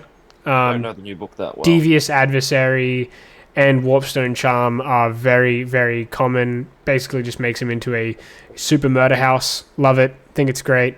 Flaming Weapons, obviously, to give him even more damage. Love it. Warlock, Bombardier, and Engineer having the redundancy of more warp power. Fantastic. Skitter Leap on the Grace here to do a teleport for one of those heroes. Specifically going to be that Warbringer because he's a combat behemoth. We've got a 10-man unit, a 20-man unit of Clan Rats, my bad, that are going to screen.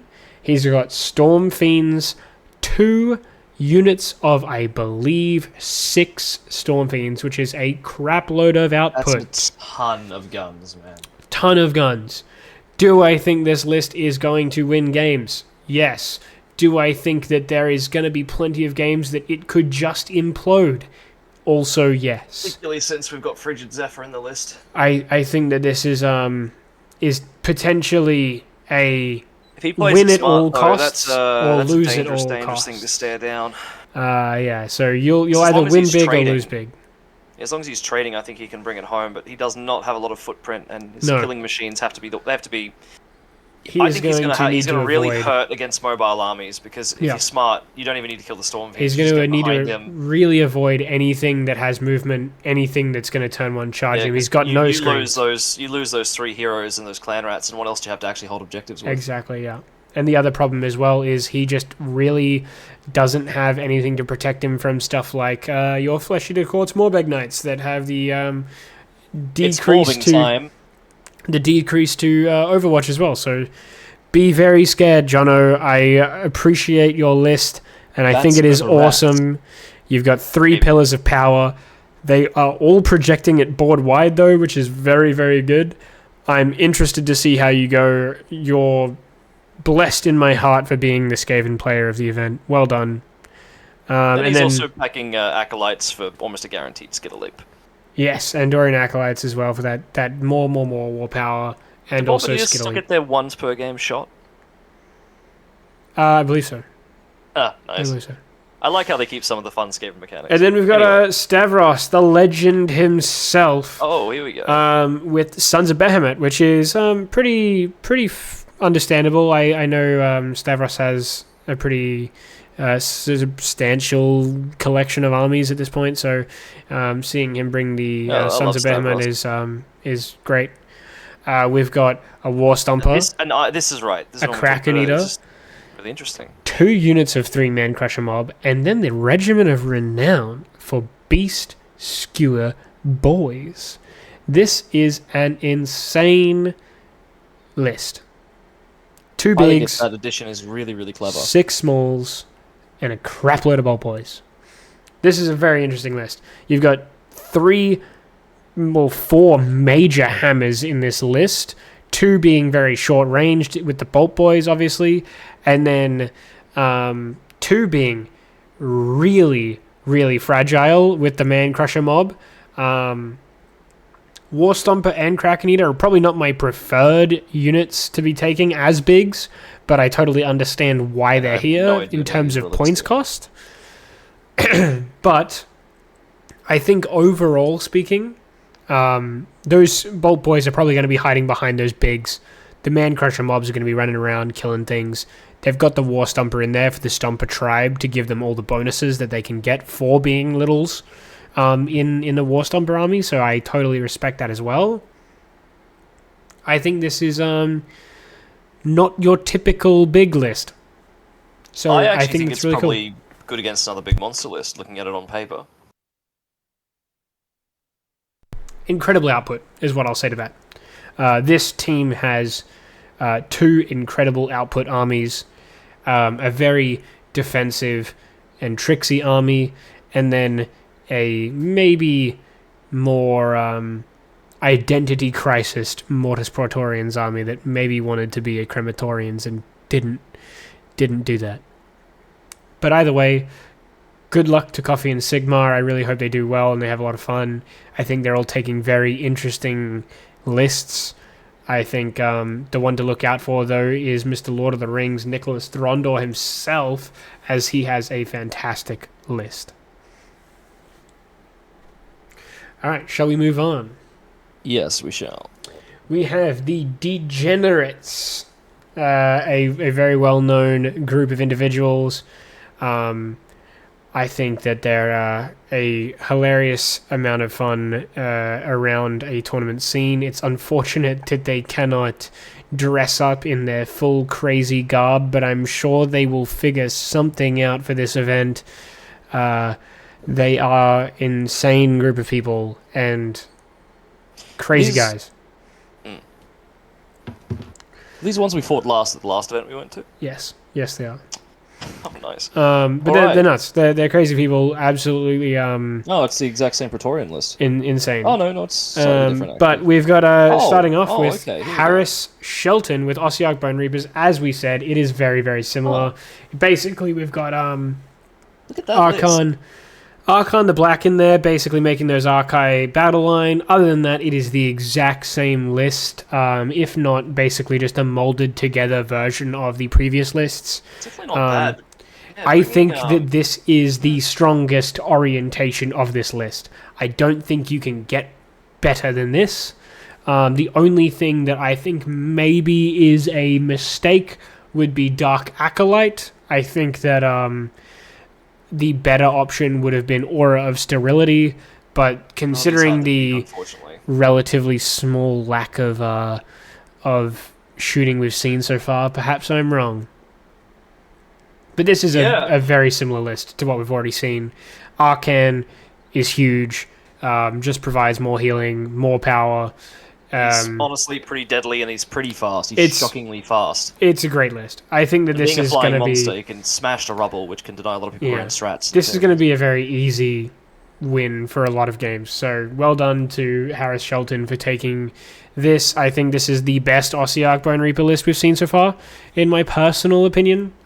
This is something that I would probably write up outside of maybe the Kavalos. My only Death Rider unit with that list would be if they do lose their Death Riders early, their footprint, their mobility is just cut completely outside of Archive. I really don't think they will. I mean, a 3-up save. I don't think they will either. A 3-up save, bringing back... It's the only negative I can see, you know what I mean? Yeah, 3-up save, though, bringing back, 2 a turn in both of those units, technically. They're probably not losing anything. Hang on. Let's still talk. Mortis Praetorians as well are just going to be perfect for this list. It means that the Archai are countercharging. The Kavalos Death Riders are probably going to screen out, to be honest. Sorry, Gray, just bear with me. And it's just going to be a scary, scary list. I think Harris has got this in the bag. Well done, Harris. While Stephen is sorting out his technical difficulties, I will move on to... Sorry about that. Well, it's all good. I'm just going to quickly move on to Eddie McMichael. Eddie McMichael running Stormcast, as always. Scions of the Storm. Makes sense. I don't think I've ever seen him run anything else. But well done to Eddie for Signs of the Storm. Astral Templars repping the Stormcast, love it. Astral Templars can't be rampaged, which is really, really cool. Whole army immune to immune to rampages. He's taking Baron Icescapes, which is a very interesting grand strat. Again, I don't know why Spellcasting Savant isn't here. Seems like the perfect army for it, but fair enough. Oh yeah, no one else in the army is taking it. Holy Command, call for aid, so bring back a unit of 5 dudes. We've got a unit of 5 dudes in the list, so we will see that in a second. But this list is pretty cut and dry for the most part. Knight Incantor is there for a auto unbind and just being a wizard, specifically a Andorian Acolyte. You've got your Lord Castellan for +1 save on the Star Drake. Packing the Merciless Blizzard. Yeah, so he's got Blizzard, super defensive, going to be pretty decent.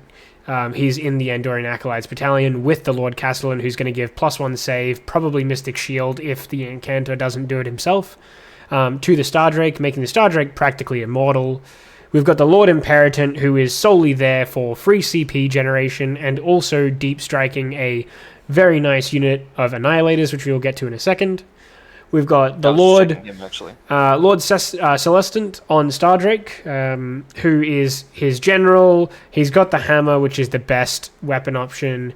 We've got the command trait, Master of Celestial Menagerie, which is going to make him neg1 to wound. Drake scale armor, making it so he can re-roll his save rolls against 2 damage or more attacks, making him super durable. Oh, that's huge. Because he's going to be on a 2-up, ignoring probably Rend 1, if not Rend 2. And then he's got Celestial Instincts, which I believe is +1 to save rolls. Not save rolls. Cast rolls. I could be wrong. Star Drake in like 4 years. Huh? But Star Drake's going to be a super anvil basically in this list. We've got Celestant Prime as a big hammer that's going to teleport down and beat stuff up. Guaranteed charges with his changing of a dice roll. 2 units of Vanguard Hunters, which are honestly one of the best units in Stormcast right now for scoring battle tactics if you're going for a Signs of the Storm army like Eddie is. A 5-man unit of Vanquishers purely to call to aid and bring them back. 3 Ether Wings to help out with any objective scoring that needs to be done, as well as screening out quite nicely any of the smaller heroes. They're probably just going to sit with a hero and give it Lookout Sir if all is going to be going as planned. The 6 Annihilators with Meteoric Grand Hammers are his second and only hammer, which are just a crap load of damage. They're going to do mortal wounds when they charge. They're going to do mortal wounds when they land. They move, or they deploy, within 7 because of the Lord Imperatant. So rather than outside of 9, it's outside of 7. It's just your typical Stormcast deep striking list. I think this is a fairly popular list these days. Vanguard Hunters are super popular in Stormcast. Star Drakes have been popping up a lot in Stormcast if they don't have the points to run Krondys or Karazai, so I totally understand that. It's actually a really durable hammer and anvil type unit. Celestant's always in the list. Incantor's always in the list. Obviously, the Lord Imperatant is a must-take when you take the Grand Hammer package. The Grand Hammer package can obviously be swapped out with Long Strikes, but in this case, the Grand Hammer package is perfectly durable, perfectly fine. I think this works really, really well. Pretty nice, actually. I was just checking this score. It's a lot of mortal wounds as well with the deep striking of the Grand Hammers. The Especially Celestant since, Prime. A lot of the armies we've seen don't have particularly good rap. And the Star Drake as well, so yeah. Can be very easy to get this army across the table, but not only across the table, it can do a crapload of mortal wounds, which is perfect. It's pretty solid. Looks like a nice tanky army as well. It's got the Warlord and the Andorian Acolytes, as we said, so decent magic. That, it's fairly Blizzard's quick and a really play good too. castle, really good threat if you get close enough. This is going to be one of those armies, I think, and I don't know if you would agree, but I think this is just going to be one of those armies where you don't have to think a lot. You're just going to do your plan, and that plan is not really ever going to change. And I think that's play it the same way every time. I think that's just going to be one of those really good things for a teams event where you're going to be still on round 5 with a clear head, making the correct decisions. You're not going to have to be drained or And the worried. inclusion of those Vanguard Hunters covers a major issue that Stormcast usually have, just like a lack of mobility, as you mentioned. So that's pretty fantastic. 100% agree. What's the inclusion of the Aether Wings? What do Aether Wings do these days? Aether Wings are literally going to be just there, like I said, for... Again, I haven't seen them in years, you know? They're just going to be there for Lookout Sir, in my opinion. If he uses them for anything else, I would assume it's purely to screen. But usually when you've got no bodies to protect your heroes, because the Vanquishers are going to be off protecting one hero and deep striking, the Aether Wings are going to be able to move with the other heroes and provide Lookout Sir, because they are a 3-man unit. Everything else is going to move forward and deep strike. So they're solely there to be protecting your heroes, and I think that that's a perfect choice. Yeah. And they're nice and fast too, which again is the worst things you can put 70 points into. Exactly. We have Next to another Orok War Clans. Lane Hausen, I want to This say. is dedicated Iron Jaws, this one. It's an Iron Jaws army, yeah. Lane So, Hausen. Bloodtooths. Faction, Bloodtooths. I believe that's countercharge, I believe. Bloodtooths. Say one more time. Is it? I believe Bloodtooth is a countercharge or a charge after the combat phase. I'm Yeah, not I 100% wouldn't sure. actually know that one off the top of my head. Um, You know, the truth is, I haven't actually seen that many dedicated Iron Jaws lists ever since. Yeah, it's been a Midwar. while. But here we've got This is a classic. This is a back to classic. we've got a style, pretty classic Iron Jaws list. The only thing that I think is This is- maybe yeah, a bit this is- wild and nuanced is Oh, the Mega Boss double Warcross, Weird yeah. Knob Shaman. Yeah, Double well, Weird that's Knob the Shaman is Andorian, very- the Foot of Gork. Yeah, very, very unique. I wasn't expecting that, but it makes No, sense. this is- Andorian this is Acolytes, Warlord Battalion for double spells as well, so Yeah, getting an extra spell enhancement. Foot of Gork with the Acolytes Battalion, that's pretty nasty. Yeah. I like that. Hoarfrost as well. Bash 'em lads. Yeah. There is so many good options here. Mega Boss and Maw Crusher just being an absolute beast in combat. And Get then you him just have, beat, kill a beat, Yeah. and obviously the bonus damage is going to be great for the Mega Boss. It's going to be great for the 6-man unit of And he's Gorgrunters. backing Destroyer as well, which is good. This is a You've classic. got I haven't seen a this list in a classic long Iron time. Jaws list. He runs up, he beats you up, and that is pretty much all that happens. He's got 12 piggies across 3 units, which is also Yeah. just like 12 fast piggies, and brutal. That's interesting though. one See here, it cabbage. says, And he's got Hang on 20 a Eye sec. Boys, which is what's super, super just useful. a moment? Doesn't it usually show? See, it says here 170 points, 170 points, 170 points. For some reason, it's showing 170. It's just a glitch. Just a glitch. I've okay, seen this yeah, glitch yeah. before. And I'm then pretty we've got sure. 20 hard boys. That's a lot of wounds. Yeah, I'm pretty sure if you add up this this army, it's going to be a legal army. Just going off of what I can I see believe it. here. And I believe the fist is a 1-drop. So this is Yeah, what, it's still a lot of drops. it's so still a this lot is- of drops though. It's about 7-drop army, I'm guessing. But 50 points under. I'm surprised he didn't bring an endless spell with the double spell and the Acolytes Battalion, to be honest with you. Yeah, yeah. But yeah, this That this magic list 50 is points. really solid. The Charge with odd boys pigs, are charge with also cabbage, win the game. super durable. So yeah, it's a very hammer and anvil. Lots of hammers, one anvil. It's going to be really strong. Well done. I think this is a really And solid 40 list. points for the odd boys is still very tough to achieve. Another, weirdly enough as well, another very click and play army. You know, don't have to Yes, stress it about is. this army. It's going to be a pretty fun one to play. Oh, this is cool. So, very cool. Then we got Tony McMichael, which I assume is related to Eddie. That's a safe guess. The This is McMichael Warcry brothers, the perhaps. Army. But this is a very cool and interesting list. An absolute crap load of Therodons. This So is cool. we have 24 Ogroid Therodons. We've seen this one before, haven't we? I don't Because believe I remember we've we had a had... list that had a ton of gladiator. I believe that was a looking different person. Really? But yes, it is a crap load of Therodons. It's in Kabbalists, so Amazing. everyone is a wizard. So your Ogroid Myrmidon becomes a wizard. Your Be'lakor is there as well. Ogroid Myrmidon is literally just purely going to be there for getting Master of Magic, battle tactic. Sorry, Be'lakor is there to shut a unit down. You've got a crap load of screens, which is fantastic. And you have 24 Nurgle marked Therodons for a little bit more durability. It's a load of wounds. It's a load of damage. I think this list is significantly better than the last Amazing. Therodon span that we've seen. Corvus Cabal can deep strike. The Unmade, I believe, shut off Inspiring Presence. And Rally too. But and I'm just trying Rally. to look, I can't remember which ones they are. They're the ones with the flayed they're the faces. Scarecrow Yeah. guys. Yeah, these guys are cool. So they're the flayed faces, and then the Corvus Cabal have the crow look to them. But yeah, alright, super cool army. I think this is really, really interesting. Everything's marked Nurgle for some durability. I think this is a super casual list, but I love it. Mark of Nurgle gives you neg 1 to wound.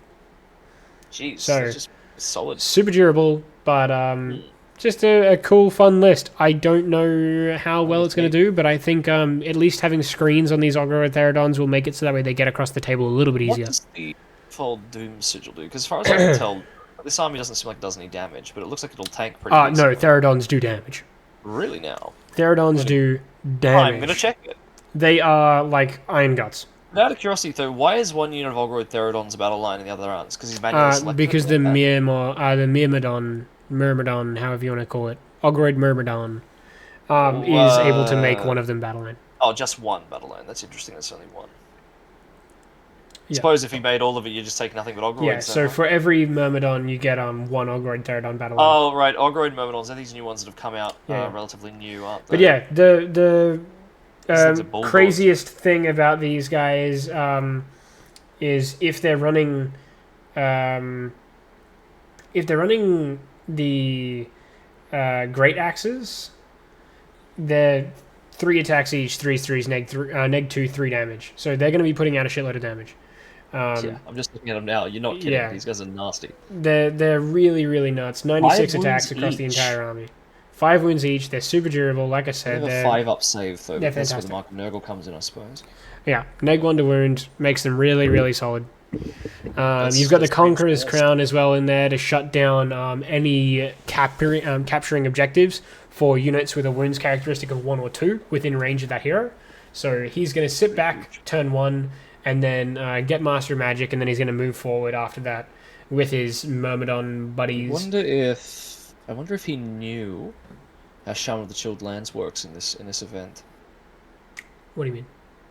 Now, Shaman of the Chilled Lands gives you all the spells in the but obviously because Hoarfrost and Merciless Blizzard are taken, there's no point in taking Shaman of the Chilled Lands. No, I believe that Shaman of the Chill Lands has been specified in this event to work with that.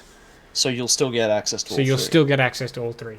Yeah. That's not bad then. So Yeah. I think that this is going to be another one of those armies. You don't have to think. Shut your brain off. Play some games of Warhammer. I think these guys have taken some genuinely really off-meta picks in some cases here. Outside of the Ossiarch Bone Reapers, which I think are perfectly on-meta. But I think this is going to be a lot of fun. They're going to have a great time. They're not going to be as worn out as a lot of other teams. So I think that's going to be a really big advantage My to them. brain's going to be busted by the end of it all. We'll move over now to Drop Bears 2 Terminal 3. We've got another dedicated Iron Jaws list. do. This time it is Iron Suns. So Johan Grove, I'm assuming it's Johan. Johan Grove has brought the Iron Jaws. Iron Suns. I apologize to all the Iron Jaws players. I cannot remember what your sub-factions do. I know one of them is a counter charge and the other one is like a charge after combat or something. But either Which is way... the one where they get an additional 3 inches on their bores, and they get rerolled to 1 on their bores on turn 1. They fire their bores. Mega Boss and Maw Crusher, Tusk Boss, which is the hero Big Pig, Weird Knob Shaman, because you got to. Smellian.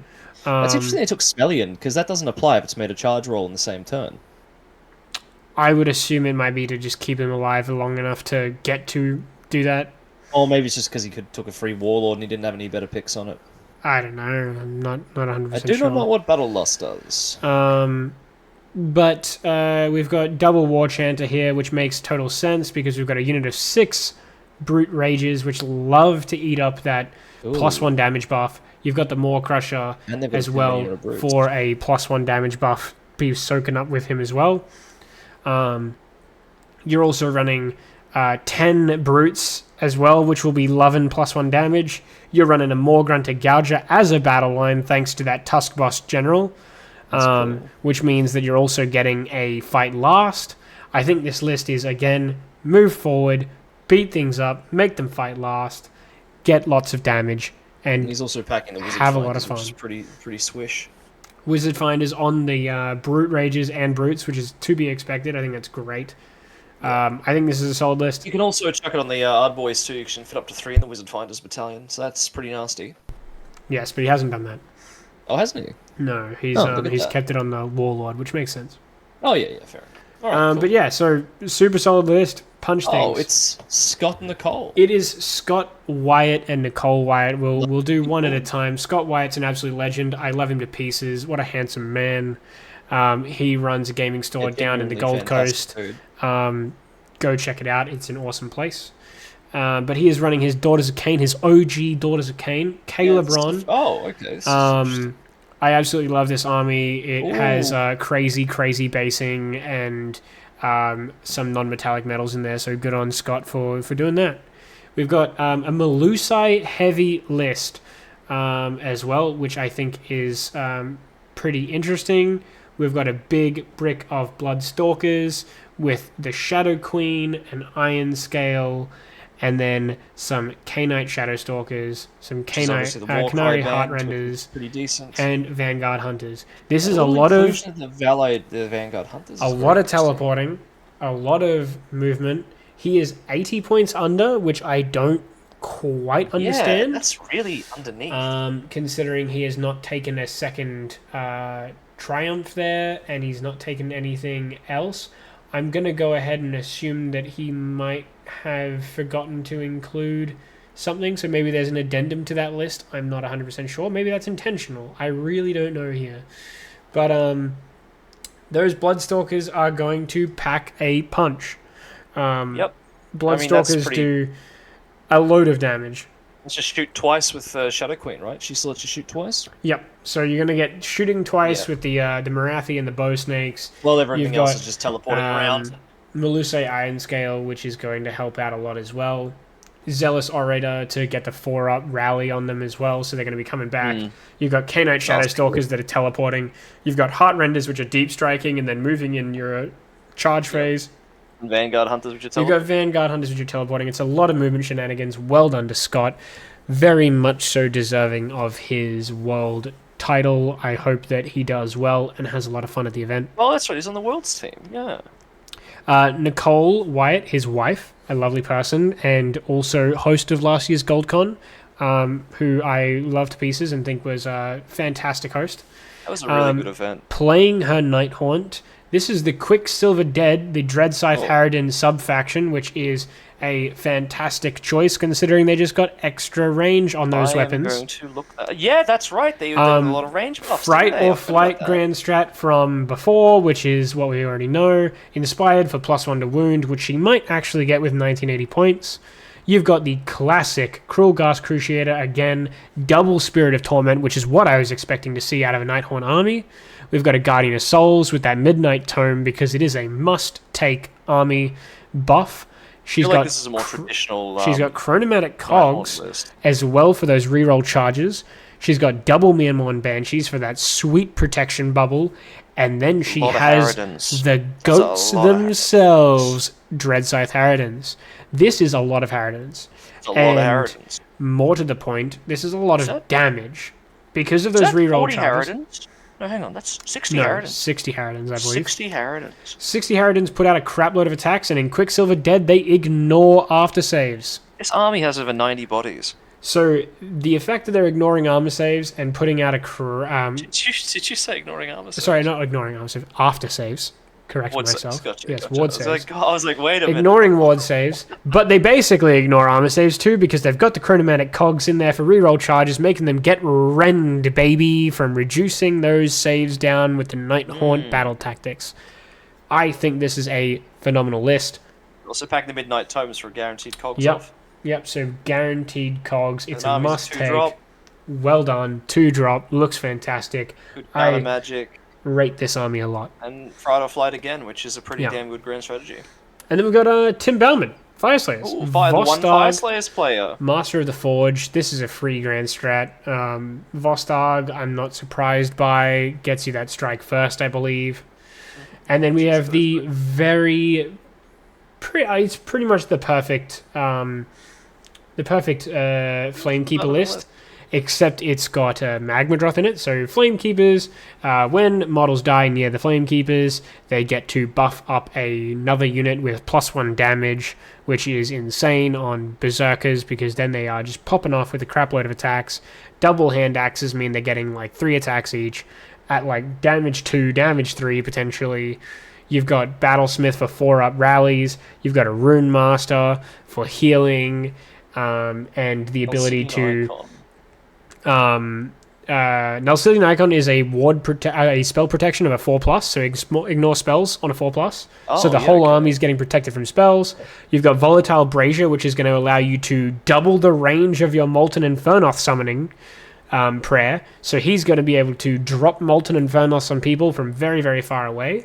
We've got a Rune Smiter for an awesome +1 to save aura, which I assume he has given. Forge key. I don't think that he has listed his prayer on accident, which is a bit of a boo-boo, but that's okay. We've got the Rune Sun on Magmadroth with a really awesome Double loadout that basically makes it so that way he is very tanky and also quite a lot of damage coming out of that Axe of Grimnir Blood of the Berserker combo, which gives him some insane output, but also Cold Heart Ancient, which makes it so he's a little bit more durable with ignoring Rend 1. And then a load of Volkai Berserkers, 50 Volkai Berserkers. We've got some Flame Seekers, which can, I believe, attach onto said Magmadroth. And then we've got double Ether Wings, specifically for Surround and Destroy, of course. Molten Infernoth is there for the Grand Strat. And you've got the Battleforge, double Warlord for plenty of artifacts, which he's respect. packing so much gear. He's packing a heap of gear. Tim Bauman's fantastic as well. So, yeah, he's got a Nullstone Adornment, he's got the Nulcidian Icon, he's got the Volatile Brazier, and he has the Axe of Grimnir. Super cool. Oh, there's an the Hind Carved. I missed it. Was at the front. Yeah. So, I like this list. I think the Magmadroth is potentially something that I would have maybe not ran as much of, considering the drop that Hearthguard got in terms of points. I would have loved to have seen a unit of maybe 10 to 15 Hearthguard here, especially considering you're already taking a Battlesmith for the 4-up rally as well. But fair enough. It doesn't hurt having a monster to do Smash Durable, though. Yeah, and Raw. So I understand. Yeah, I think not to mention, it's pretty cool. Are pretty damn hard to take down for their points costs. Yeah, and the Vulcan Flame Seekers also now get access to the Flame Keeper buff as well, so they're going to be able to be taking a lot of that. So that's really cool. With their War Scroll yet, because they just came out recently. I love little baby Magmadroth in that unit. I like it, and they shut off monstrous rampages. I think this is a great team. Scott and Nicole are fantastic people. Tim is fantastic. Johan, I'm not familiar with, but I am assuming he's I think I know Johan. He's a great person as well. So I wouldn't be surprised if he's a fantastic lad, since Scott and Nicole are hanging out with him. He's an Orc player as well, and Orc players are generally pretty nice guys. Yeah. So Shockingly. well done to these guys. I think this is a great list. I think these are all great lists. I think they're all very interesting. They all seem to know what they're going to do, which is go and beat people up, and I respect that commitment solely. And then we have the Hobby Grots. Yes. Starting us off with Nathan Gibbs playing the Flesh Eater Courts. I don't even understand why you would play an army like that. Oh, I know. It's the Hollowmorn faction, which is the best one. It's the Knight faction. Horrors become battle line. Knights on the charge get a +1 to their damage. Grandsters expand the kingdom, which I believe is have your general in their territory and not have their general in your territory, which is, it's not as easy to achieve as sit on the throne, but it's not a terrible one. No. He's packing Usharon, the big bad ghoul daddy himself, with the range transformation spell. That spell increases the movement. You can only target something under a certain wounds characteristic, so you're looking at basically all your battle line, anything that isn't a hero or a monster, effectively. And now, in addition to giving bonus movement, it can give a +1 to wound, and on a casting roll of 10 or more, it can be cast, I think, up to 3 units, which is fantastic. He's packing the Marrow Herald, who has the capacity to give a fight last. It's got the Cruel Taskmaster, which means its regeneration is a lot better. The Charnel Vestments, making it a priest, and it's got the prayer Charnel Conviction, which I believe is a 5-up Feel No Pain. I didn't check the prayers too much yet. I believe it is. He's packing the Abhorrent Archregent with the Grim Garland. That negatives the Bravery, which is absolutely fantastic interaction with Usharon, because I didn't discuss him too much.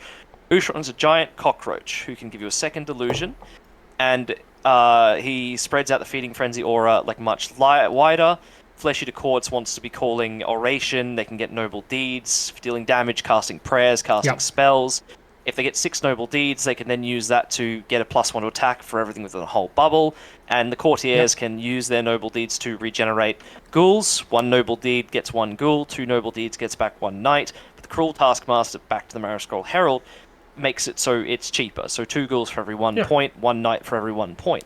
And then the Abhorrence, Ushron himself, the Archregent, Grand Justice Goremain, to be discussed in a moment, can use their Noble Deeds to regenerate an entire unit at half strength off a table edge, just like the old Feck summons used to work. But then those summons, even though they can only be brought back once per game, can then be regenerated back to full with either the Rally Command or from the Courtiers themselves. Now, that's a very, very common loadout we're going to see. The Marascarol Herald with the Cruel Taskmaster and the Charnel Vestments. It basically makes him fantastic. The only catch is his combat's a bit weak, so I would be a little bit concerned about how to actually accumulate those Noble Deed points outside of Oration, which should probably be calling that, since this army want to castle up moving forwards. Yeah. The Aberrant Archregent has the Grim Guard, as I said. That negs up the Bravery, because Ushron can do a strike last effect. The longer you're in combat with Ushron, the more their Bravery will be reduced. And if they then roll below their Bravery, then basically they fight last. So that can give him some pretty decent tankiness. He's got the Hoarfrost spell for better rend. That'll be going on one of the horror units. And the Abhorrent himself can just speak as a spell, which won't actually be too relevant in this. It's a d6 move after something deep strikes, but nothing in this army deep strikes. However, the Archregent does just automatically bring back a knight or a couple of serfs, which is just, in general, it's just good. Yeah. Goremain will be our resident throne sitter. He just needs to be seeing something, which with that throne being so tall, it'll be the entire map. He says on a 3-up, he pronounces one of 4 judgments. +1 to wound, a run and charge. I believe it's a +1 to hit. Or if they've slayed a friendly Aberrant, everything against that unit will get +1 damage. So if you're making a charge and you're Hollowmorn, it's a +2 to the damage, which is devastating. Yep. Then you have a ton of Cryptoras, which is his battle line. 2 6-man units and 1 3-man unit. They're tough. They're tanky for a Fleshy to Court unit. 4 wounds apiece, basically ogre-grade attacks. Better end if they're an Abhorrent hero, or if they're super close to a Courtier. And every 6 to wound deals more damage. They're just a giant cudgel. Low rend, a high volume of attacks, but every failed save, you're really going to feel it. Yeah. They're honestly the pretty standard Feck unit. You know me, I like horrors. They're okay. And then you do have 2 marauding units of Moorburg Knights. They can fall back and charge. Oh yeah, minimum size, yep. 2 units of 3. 3 wounds apiece. Actually have a 4-up save, which is pretty damn good. They can run and, retreat and charge. They can also run and charge with Goremain. They're just going to be his skirmishers, his harassers. They're fast and they fly. They do mortals on the charge, potentially. They shut off. Lookouts, not lookouts, sir. Shut off Overwatch. And they contest, they count for more on objectives if they made a charge that turn. Again, fantastic pick and Hollowmorn. I myself are going to be running 12 of these boys in 2 6-man units, but that's not important right now. They're just a decent skirmisher unit, and even if they go down, you can bring back 2 of them off a table edge with the Abhorrence regeneration. Then you got the Crypt Guard. Now, Crypt Guard are actually a very interesting one. They're a 5-up save, 5 up feel no pain, 1 wound apiece. But the cool thing about them is for every friendly... They buff the ward save of friendly heroes within 3 inches of the unit. Wholly within 3 of the unit. Yeah. So with some crafty spreading out, you can actually protect Ushron with that. But they are mostly going to be caddying after the Marrow Scroll Herald, and they should be able to keep him pretty damn alive. Because they can potentially give him a 4-up Feel No Pain if he uses the Charnel Conviction himself. They have decent attacks, decent volume at neg 1 rend. 1 damage each, but the cool thing about them is if they inflict any wounds with their weaponry, you're going to use command abilities, which includes, well, obviously, all that defense, which, you know, that one doesn't really matter too much, but the really important thing is they can't use Inspiring Presence on the unit. Yeah. Because until end of turn. Yeah. They have the Cadaverous Barricade. It's a 20-point endless spell, makes a pretty decent blocking terrain piece. If you start your move within it, you get half to run and charges. I believe, yes. I think it's just half to movement. I'll have to check that one. But the cool thing is, if you're near it and you're not a Fleshy to Court unit, you can't fall back. Yeah. But it I does think have a this very is, low casting value, so... I think this is going to be a really average list. Wow. I think the choice of Crypt Horrors is probably a mistake, to be entirely honest. I think that considering their War Scroll hasn't changed since the previous edition, but they went up Well, by it 20 actually points. did... I was about to say, it did change, it got more expensive. Yeah, outside of the 20-point increase, I think that horrors were always okay, but that was because they could get buffs. Now that If they you can't can get a insane Hoarfrost buffs. on them, they're pretty deadly, but the problem is without the inclusion of Endorian Acolytes... Yeah, the fact that this is a battle regiment and warlord battalion with no Andorian acolytes up against a pretty scary meta, I don't see this maybe performing as well as it would on paper if you were to just apply all of the bonuses. In saying that, though, It does the still have a lot of Hobbygrots- wounds, and against a low save army, it's gonna do some work, but only a lot has to go right. It's like any, Yeah. as we talked about with Myfec, anything that goes right, it's a lot of ifs. You know what I mean? It's very much so coming down to what it ends up matching up against. I think since we have looked at quite a few lists at the moment, the only list I can see here that this is going to really want to be paired up against is probably going to be a Nighthorn army, since the Rend won't matter as much. Believe it or not, it would do pretty good against the Arkellians as well. And Yeah, I think it perhaps would the do- Deepkin. Yeah. But Anything with a it crap is save, this thing will go through. it is going to fear a lot of what is currently being played. There is a large number of This wouldn't be able to touch the Juggernauts. incredibly touch the scary Juggernauts. lists out there that are going to really eat this for breakfast, especially considering there is a lot of things that turn off wards at this event. Yes, So- there are. That's another terrifying concept for anyone that's got a ward save out there, so be careful, Mr. Nathan Gibbs. However, you are in the Hobbygrots team, and I understand that you guys are a bit more casual, so make sure you have fun with your new army. Next up, we Legion got, Courts is still the best army in the game. next up we have Jaden Hargreaves. Can't even say it with a straight face. I have had plenty of games against Jaden. I think he's a lovely man. He's a fellow Maggotkin of Nurgle player. Sub-faction Drowned Men. Blessed that one. Desecration, which is a very free grand strat as well. Drowned Men makes you do some extra movement on your Puscoils. And what would you know? There's 8 of them in the list.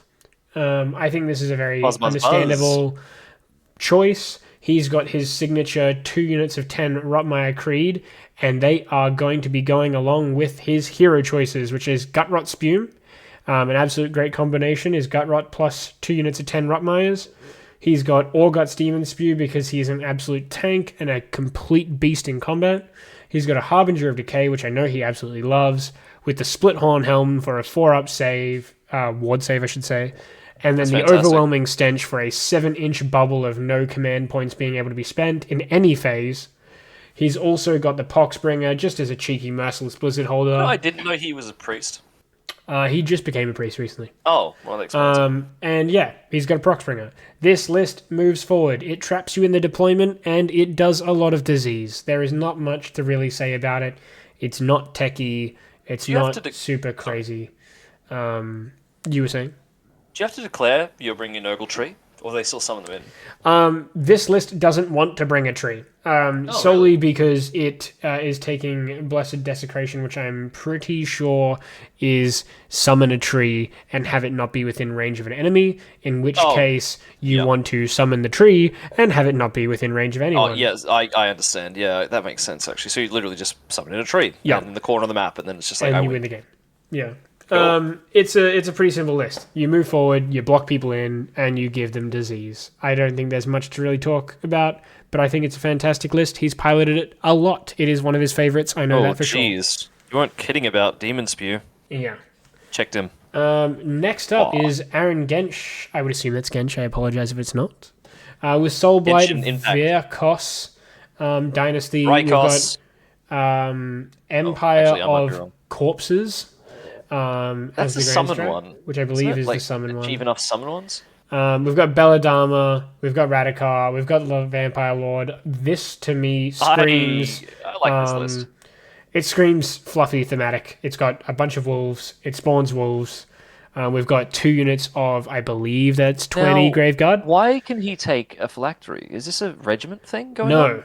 So, Virkos has an ability that says that no matter if it is a unique hero or not, they can take artifacts, which is why That's cool. Mr. Radikar the Beast here has got the Ulfankani Phylactery, making all of those wolves a 5-up ward, including the Graveguard, actually. What? So, Really? yeah. Everything's summonable. Yeah, so everything summonable gets a 5-up ward, which is going to be really, really handy for that. They can bring in more wolves with they Vulgar can Spell. summon And Radika more gets a wolves free and all that wolf sort of summon stuff. as well. Yeah, that's a lot of wolves. So there's a crap load of wolves here, there's Blood Knights And for a they little bit of still extra have the damage.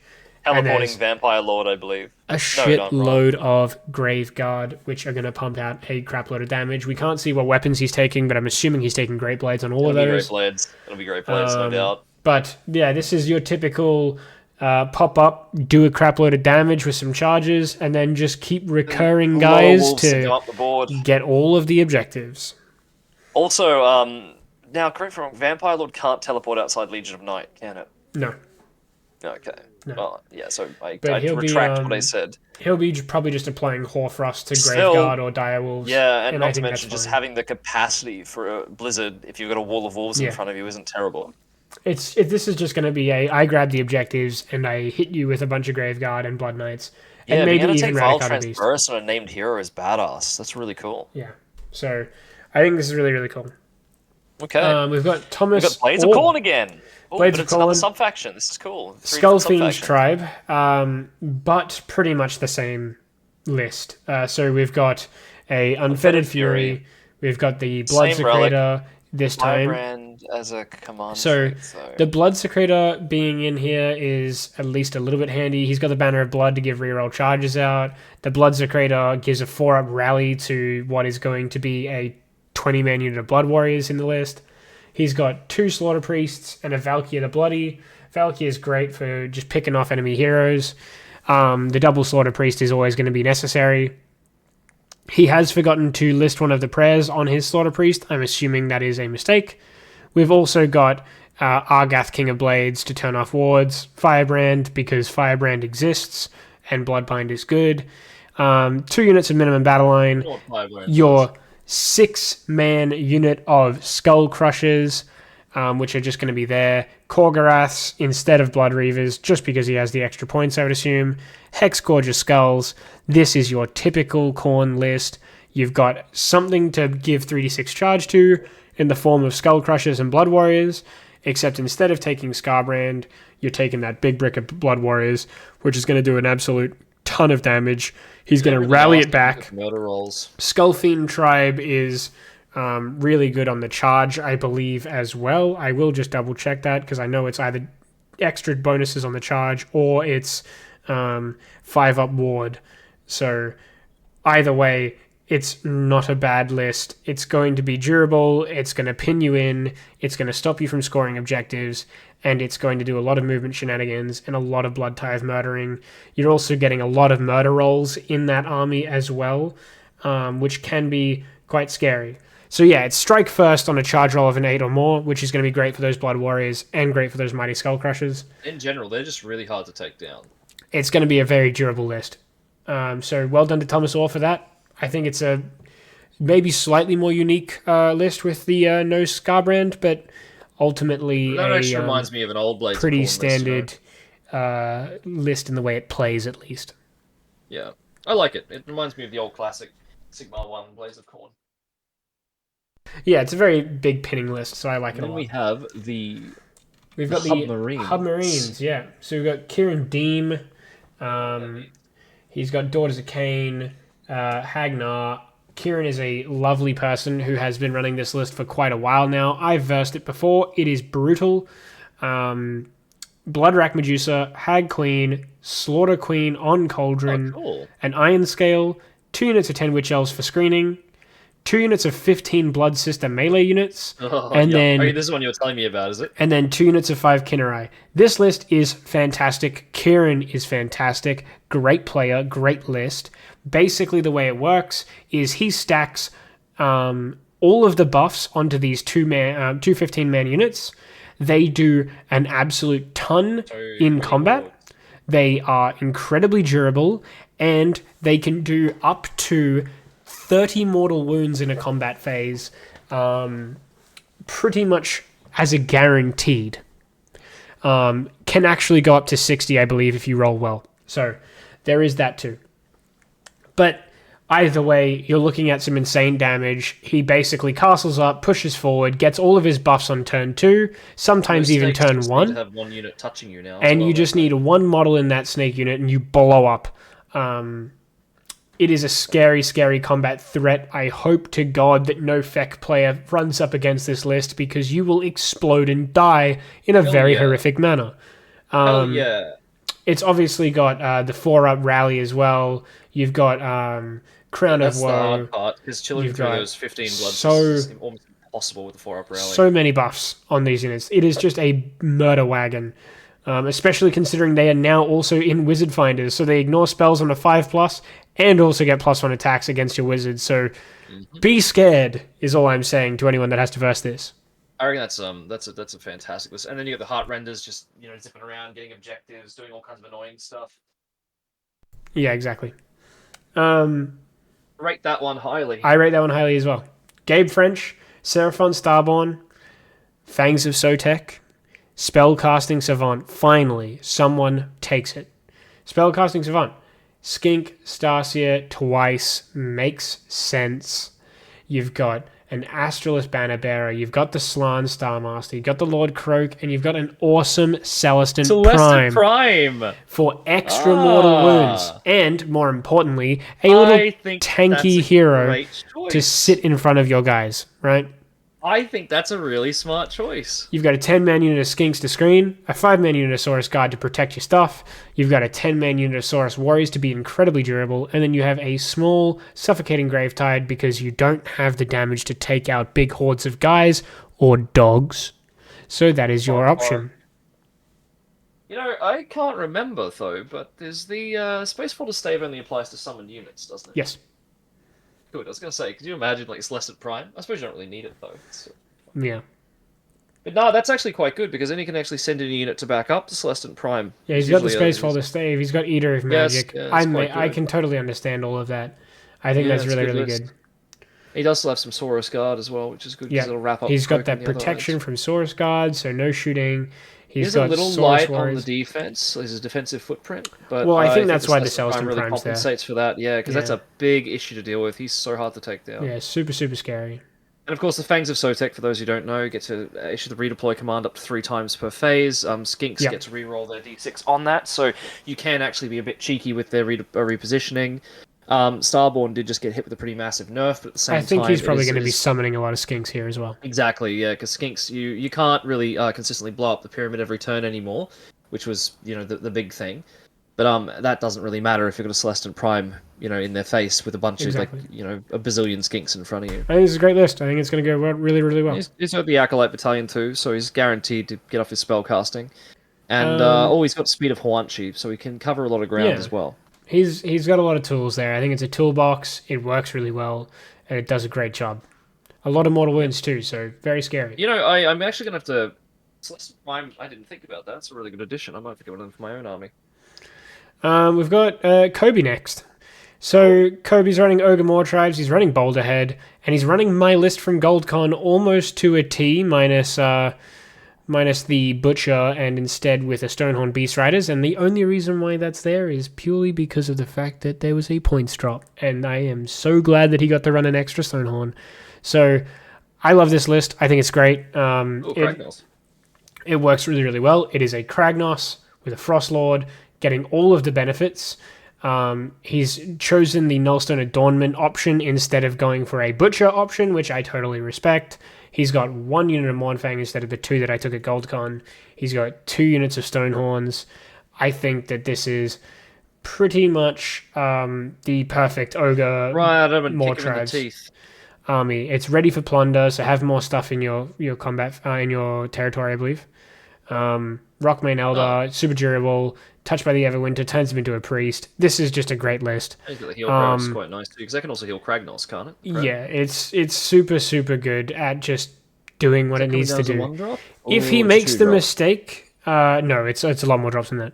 But if he makes the mistake of playing aggressive with this army when he shouldn't, then he might lose a lot more games. But I don't know how many games he's gotten to play. I definitely recommend maybe playing a bit safe. I'm going to assume that Kieran has probably told him a little bit about this list after versing me with them and having one of the hardest games he's ever had against anyone with this list. So seeing that points drop and getting that extra Stonehorn in is going to be even scarier. So love the list. Rep those ogres. Rep my list. I think it's great. Shout outs to Kobe for that.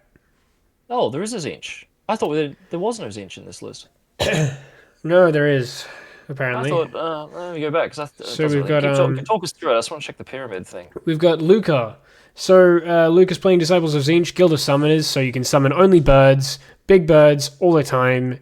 Zinch is right at the top. Master of Destiny. We've got a Magister who is just going to be chilling out, doing whatever he needs to do with Shield of Fate.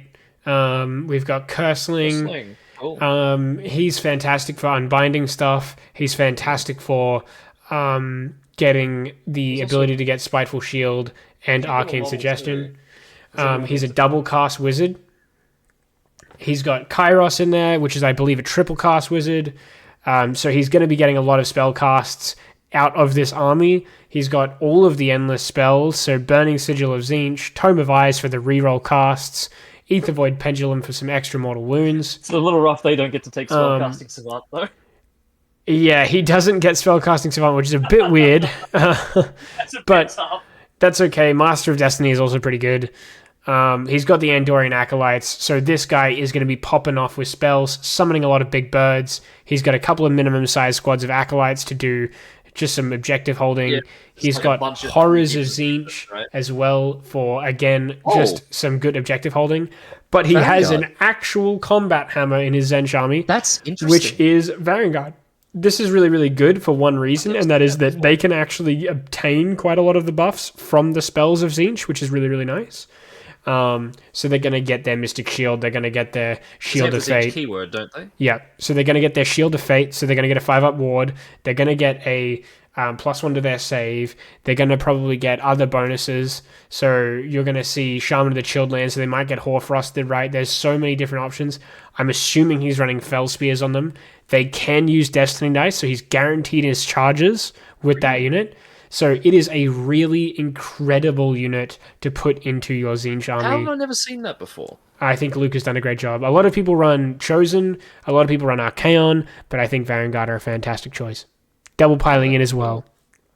Crap loads of damage coming out of them. And the fact that you're summoning a bunch of Lords of Change every single turn is great.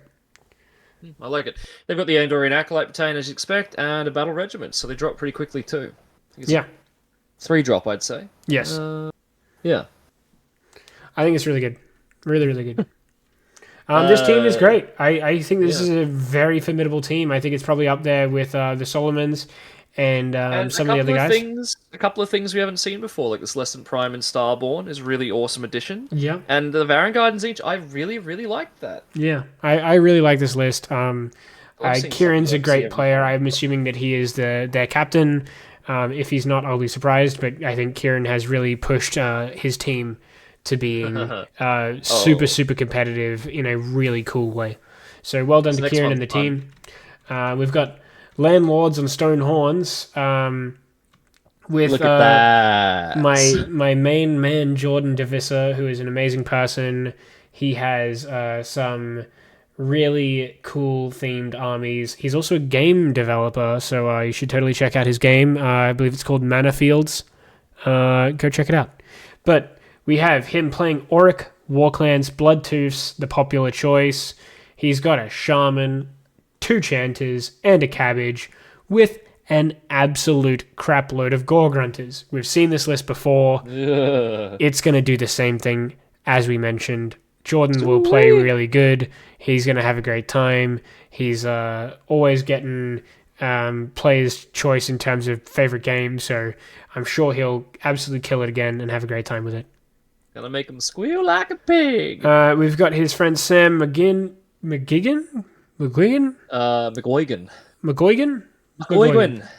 Either way, Sam I apologize for butchering your name, but you're a fantastic fellow too. I believe I've met you many a time.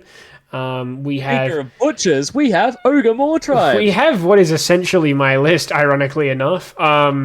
Except he's got double Stonehorn, which is a list that I did contemplate running. I used to run a Stonehorn, but instead of a second unit of Mournfang. But I still love this. So it's a Slaughtermaster, repping the Slaughtermaster, actually amazing unit.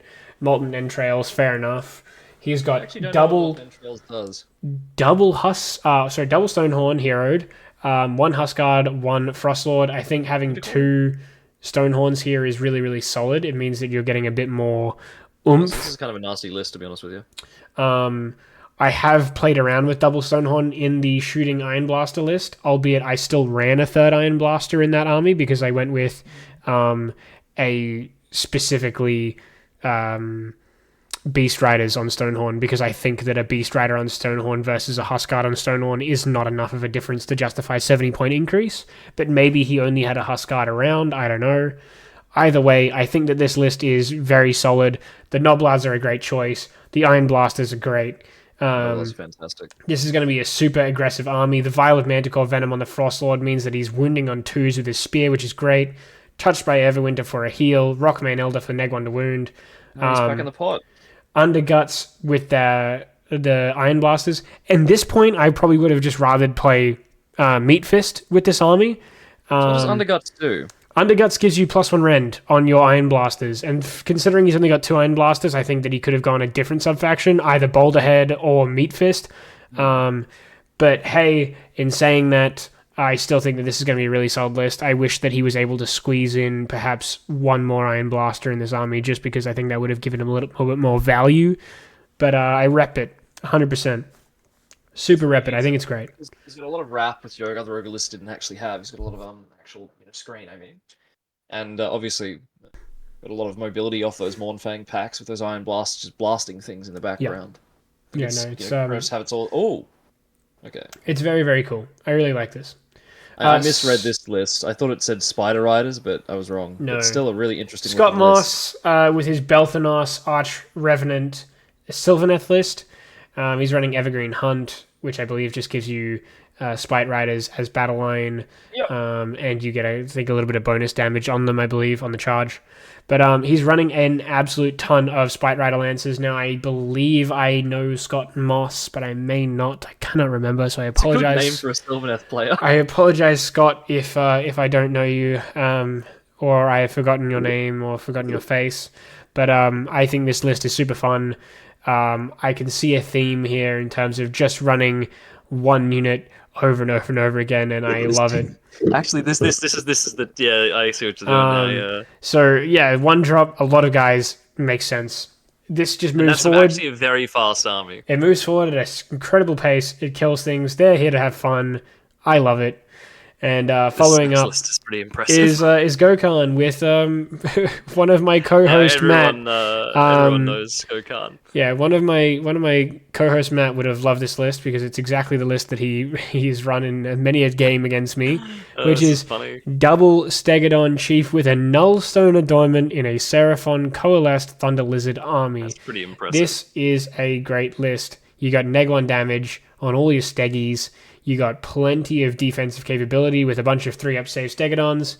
They do a crap load of damage at range with all of their Sky Street bows. How many Stegodons are in this list? There is a total of 8. So you're telling me he has a Stegodon, and a Stegodon, and a Stegodon, and a Stegodon, and for Battleline he has additionally a Stegodon and another Stegodon. Uh-huh. He is all the Stegodons all the way. I think this is great. He's got a couple with Sunfire throwers, I would assume, and then a couple with bows. The bows pack an absolute wallop with 3 damage bows. He's got really, really good staying power with this army. I think that this is just another one that moves forward and beats things up. Well done, Gokhan. I think you're going to fit really well into this team. I think that is definitely going to make some people go extinct. 100%. And then there'll be other games where he goes extinct. Rewrites history. Next team name. Okay. I really love it. Next up, we got Moose Crucifixion. What a name. Yeah. So we have Sylvaneth, Matt Gammy, Oakenbrow. an absolute legend over at the Runax Radio podcast. I love those guys. Go check them out. Never heard of it. Matt Gammy plays Sylvaneth all the time. He's played Wood Elves as well. Great This is a guy, cool list. great fella. And we've got an Oakenbrow list. So this is Tree Lord list. We've got. I actually think I might have met him last weekend or the weekend before. We've got Branch Witch, Tree Lord Ancient, Spirit of Durthu, Dryadshire, double Tree Lord, double 10-man Dryad unit, and a Gossamer Archers with a Spiteswarm Hive. This is basically just a bunch of Tree Lords teleporting around trees. They're going to be charging with a +2 to charge from the Spiteswarm Hive. They've got plenty of damage, and because they're an Oakenbrow, they never bracket. So unless they are on their last legs and you somehow haven't killed them, they will be at fighting capacity the entire game.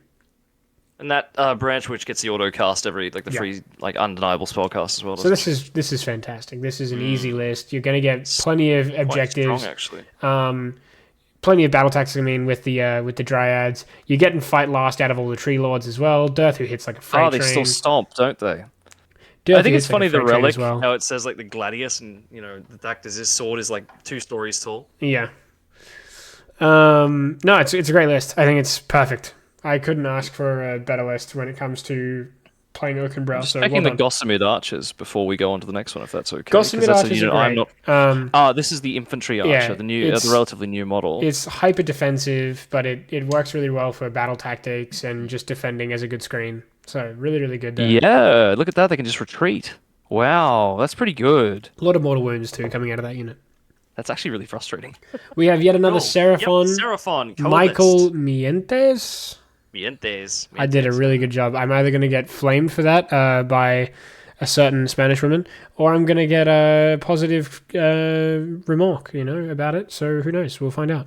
But Seraphon, Coalesced, Thunder Lizard, as per Gokhan's list. Slaughter of Sorcery again. We have Slaughter of Sorcery again. No Wizards. This is another Nullstone Adornment. Oh, look at this. It is a Stegodon list again. We've got slightly less Stegodons, about half the Stegodons, but we're swapping some of those out for a Carnosaur, some Arc of Sotek Bastillodons, which are fantastic, and then a cheeky unit of 3 cheeky units of Hawanchi Dart Pipers.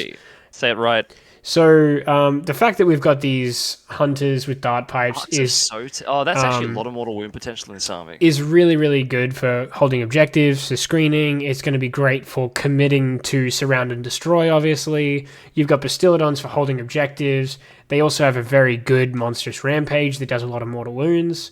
You've got Stegodons for the ranged output. They're all probably packing Skystreak bows with that neg 1 3 damage shots. You've got and even the a 5-man unit of Hunters of Hawachi puts out 10 shots. Yeah, you've got the Saurus Old Blood on Carnosaur, who's got plenty of bonuses as well. So you're going to see quite a lot of resilience out of this army. He's got the Terror rule, which is Every fantastic. single thing in this list as well, outside of the Hunters, is reducing damage by 1. So they are going to take an absolute beating because that applies not only at a combat level, but also at a ranged level. And Hunters of Hawachi, you just flat out can't shoot at if they're in terrain. Can't see them. Can't Very shoot defensive them, army. them. This is going to be your defender in every single game. I can almost guarantee it. Yep, that's tough to bring down. Pat Carter. I had one question though. Yes. The Thunderquake. What is that? Thunderquake. Perhaps that's a book unique thing. I don't know that one. I haven't familiarized with Coalesce too much. Where is that? You mean Thunder Lizard? Thunderquake Battalion, Core Battalion. Thunderquake Battalion. Yes, sorry. I believe that is just another one of those free CP battalions. So it's your book unique. I haven't actually checked it's just a book unique free CP battalion. Okay. We've got Pat Carter. Patty is a great guy. He's playing Stormcast this time, which is pretty surprising. He's got Silence of the Storm, Hallowed Knights, so he's going to have a goddess. Pillars of Victory, which makes sense. He's got Call to Aid to bring back 5 Vanquishes or 5 something. He's got Goddess. There you go. As I said, he's got a Lord Castellan, which is just a must-take. Could they bring back the Annihilators? No. With that? Okay. Only Vanquishes. So he's got Lord Castellan, which makes sense because it's a must-take in a lot of armies. He's got Double Knight Judicator, so this is starting to sort of sound like my shooty list, but he's done a bit of a turn of the tables, and he's gone with the smashy way instead, which has the Lord Imperator with a 9-man Annihilator package, which is perfectly fine. That's going to be a lot of mortal wounds. They're very tanky. They do a lot of damage. And then he has a cheeky unit of 15 Vindictors that can fight when they die. They can't come back, so they're probably going to be sitting on a 2-up save with a 5-up ward, and they're going to be fighting on death. I probably would have ran them not with the Annihilators. I think they would have been better protecting something rather than just kind of being there, but I think that this is a perfectly fine list. It's going to be a real hammer. This could be another defending list. Perfectly fine. Other lists I don't want to see because of all those good saves. It's just a lot of durability. Yeah, it's going to be really, really nice to play against something like that. It's very chill. I know Paddy's probably going to be out there drinking until he turns into an absolute sieve. So appreciate Paddy. I love you. Think you're great. Hopefully you do well with this list. I love Stormcast, I love Hallowed Knights, and I love Gardas. So it's great to see someone else running him as well. I feel like I've been the only guy playing him for so long now, so it's pretty awesome to see. So many 5-ups. We've got Luke McFadden, who's a great player, playing Soulblight. Legion of Blood as well. Empire of Corpses again. Empire of Corpses again. We've got the Zombie Dragon with the loadout of loadouts, which is Cloak of Mist and Shadows, so unrendable. Doomed minions, so you can They pick... still have that, right. So you can pick D3 units to make your entire army always hit on 2s against those D3 units. You've got flaming weapons to give yourself +1 damage on that lance, making it damage 5. You've got Neferata, who's going to make a unit unrendable, most likely either herself or what is following up, which is Manfred, who will most likely also be unrendable. You've got plenty of durability out of all 3 of those heroes because they all have the hunger, which allows you to heal D6 every combat phase. Yeah, this is just Monster Mash. Actually, no, sorry, not D6. It is up to 6 based on the number of damage they deal. Which is almost always going to be over 6. Exactly. You've got a Necromancer for Merciless Blizzard, which makes sense.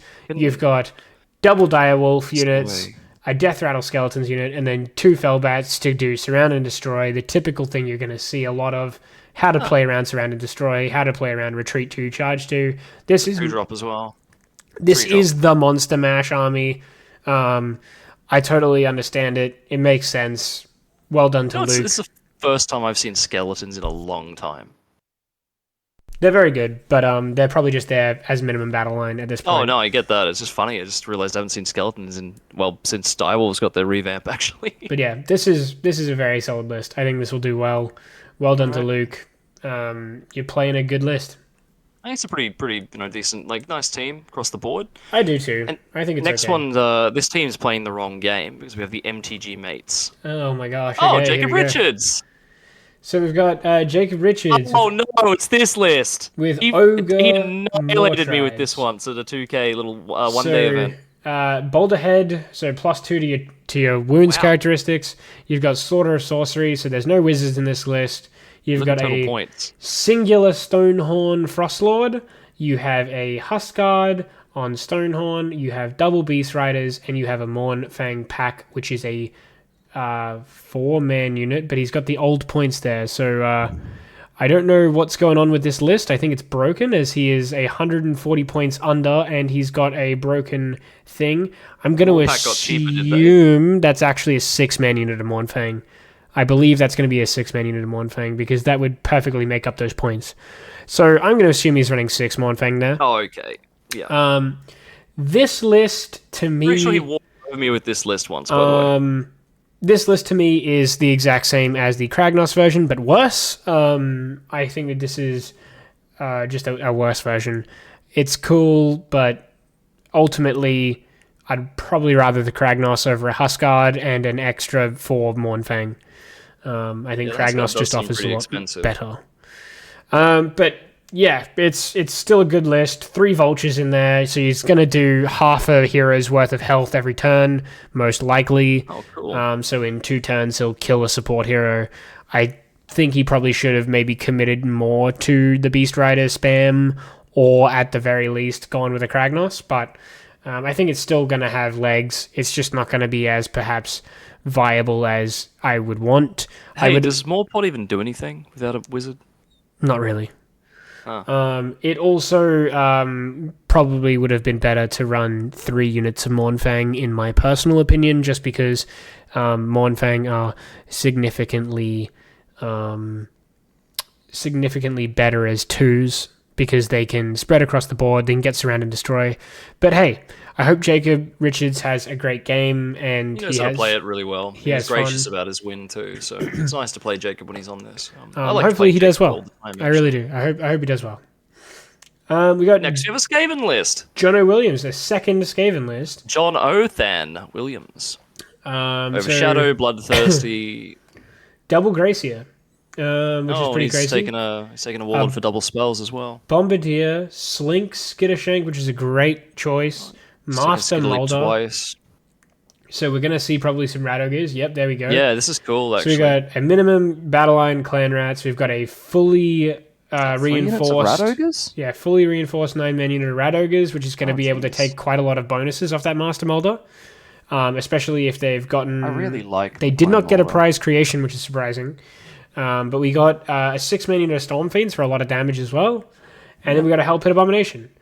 Now, correct if I'm wrong, they also have the Molder keyword, don't they, Storm Fiends? No. Really? No. They are... I think they used to, didn't they? No. Back a couple of editions ago? No. They are solely Scryer. Oh, all right. And then you got a Hell Pit Abomination. Toughened Sinews, which I believe provides better comeback chances for that thing. You've got Skittershank, Clawpack, which is just the rest of his goons. You've got the Suffocating Gravetide and the Vermintide for some really good blocking of movement, which I think is great. I think this list is pretty okay. I think you've got 3 big power hitters here, as well as some backup. I don't know about you, but I think this is pretty solid. That's all right. Those, I believe those Rat Ogres are still pretty killy, aren't they? They're not too bad. I would have seen... I haven't seen them in a long time. I would have remember preferred the to Skittershank's see... Claw Pack is pretty good, though. That's a very good little warband. I would have preferred to probably see the prize creation on the Rat Ogres, and I probably would have preferred to have seen... Yeah, I'm actually just checking the prize creation the now. Pestilence Warcry Warband instead, or not Warcry Warband, sorry, under... I don't think I've seen the Pestilence one. Is it Shadespire or Underworlds? Underworlds, that's the one. Oh, yeah, Underworlds. I always say Shadespire. The Pestilence Underworlds would have been probably better here, but I understand it. See, a lot of this Molder stuff I haven't actually seen in ages, but it's so cool. Again, stuff we've never seen before, so I haven't seen it in a long time, which is something I really like. We've got Eddie McCormack here with Kharadron Overlords. Oh, he's doing the dark side. So Barak Nar, Rule the Skies, Grand Strat, which makes sense. We've got Prosecute Wars with All Haste, Master of the Skies, Our Ships We Are Naught. So focusing a little bit more on his ships. We've got an Etheric Navigator, which makes sense. We've got an Admiral with Stormcaller to give the by the way, Etheric sorry, Navigator... Toughened Sinews is actually pretty good. It means 16 wounds and a 4-up save. Oh, okay. For 180 point model, that's pretty nuts. It is still really good, yeah. I still think he could have probably given Rat Ogre something better though. As far as I can tell, it looks like a lot of this stuff doesn't. You can't stick a lot of stuff on Rat Ogres. It looks like it. Yeah, it looks like you can only stick prize creations on Hell Pit Abominations, dude. I thought you could give it to Rat Ogres. Fair enough. No, apparently it's just Hell Pits. My mistake. Yeah. Anyway, sorry. Yeah, go back to the. But yeah, so Etheric Navigator and Admiral, Stormcaller combo, so they can re-roll that Etheric Navigator's ability. We've got an Endrin Master for the heals. We've got an Arcanaut Company unit for the battle tactic. Double Endrin Riggers, which will give the Endrin Master someone to run around with to heal up those boats. He's running Gortrek. He's running an Ironclad and a frigate, so we're going to see probably everything in the Ironclad, and then the frigate may include engine riggers. I'm not 100% sure. I don't really know this last word, Admiral's flagship stuff. The last word is literally, from what I remember, just a special cannon that allows you to fire Overwatch with it, with its main gun for free. And then awesome. The Admiral's flagship just means that you can spend a CP from the Admiral for free every single turn on that ship. Pretty awesome. And then we've got Gotrek, which is just going to be there to defend the shooting castle. It makes sense. It's very good. This is a strong strong list that is going to sit there and shoot the ever-living crap out of you. He's going to be If you get to him, re-rolling. Godric kicks your ass. He's going to be re-rolling that Stormcaller constantly. He's probably got a boat full of engine riggers running around to dish out some pain with Always Strikes First. So that'll be really fun too. I think this is a well-rounded list, but a really fun one. Yeah, I think it's looking pretty cool, actually. We've got Paul Long next. Stormcast Eternals, Scions of the Storm, Hammers of Sigmar. So 6 upward near objectives. Spellcasting Savant, repping it, love it.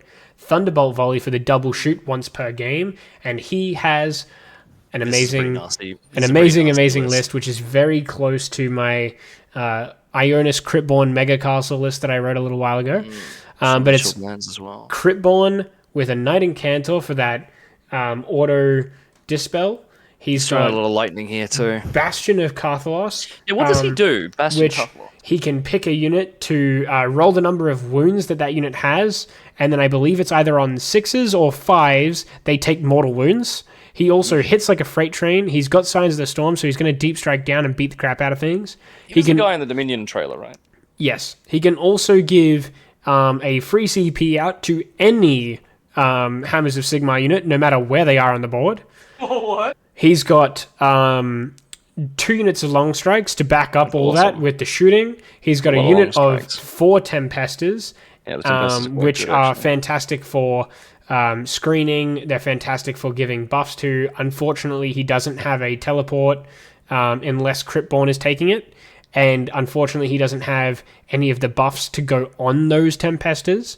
I would have loved to have maybe seen Carthalos disappear and then had maybe a Castellant, as well as perhaps even buffing out the Tempesters instead and dropping some of those Vanquishers off, because he's got a 10-man unit of Vanquishers there, which are not going to really do anything. But I think overall, as a 1-drop, this is a fantastic list. He's going to get to control a lot of the tides of battle here. Teleporting those Tempesters always works out really good. It's a lot of shooting. It's going to be very, very scary, and the fact that Bastion Carthalos is in the list means that those Tempesters can be ripped away from the castle and still get quite a lot of bonuses. So I think this is Ionis is no slouch himself. A very fine list. Can I... there's been some breaking news. Breaking news? Releases. You want to check your messages quickly? There's been some breaking news that requires an interruption. And what would that be? Let's see.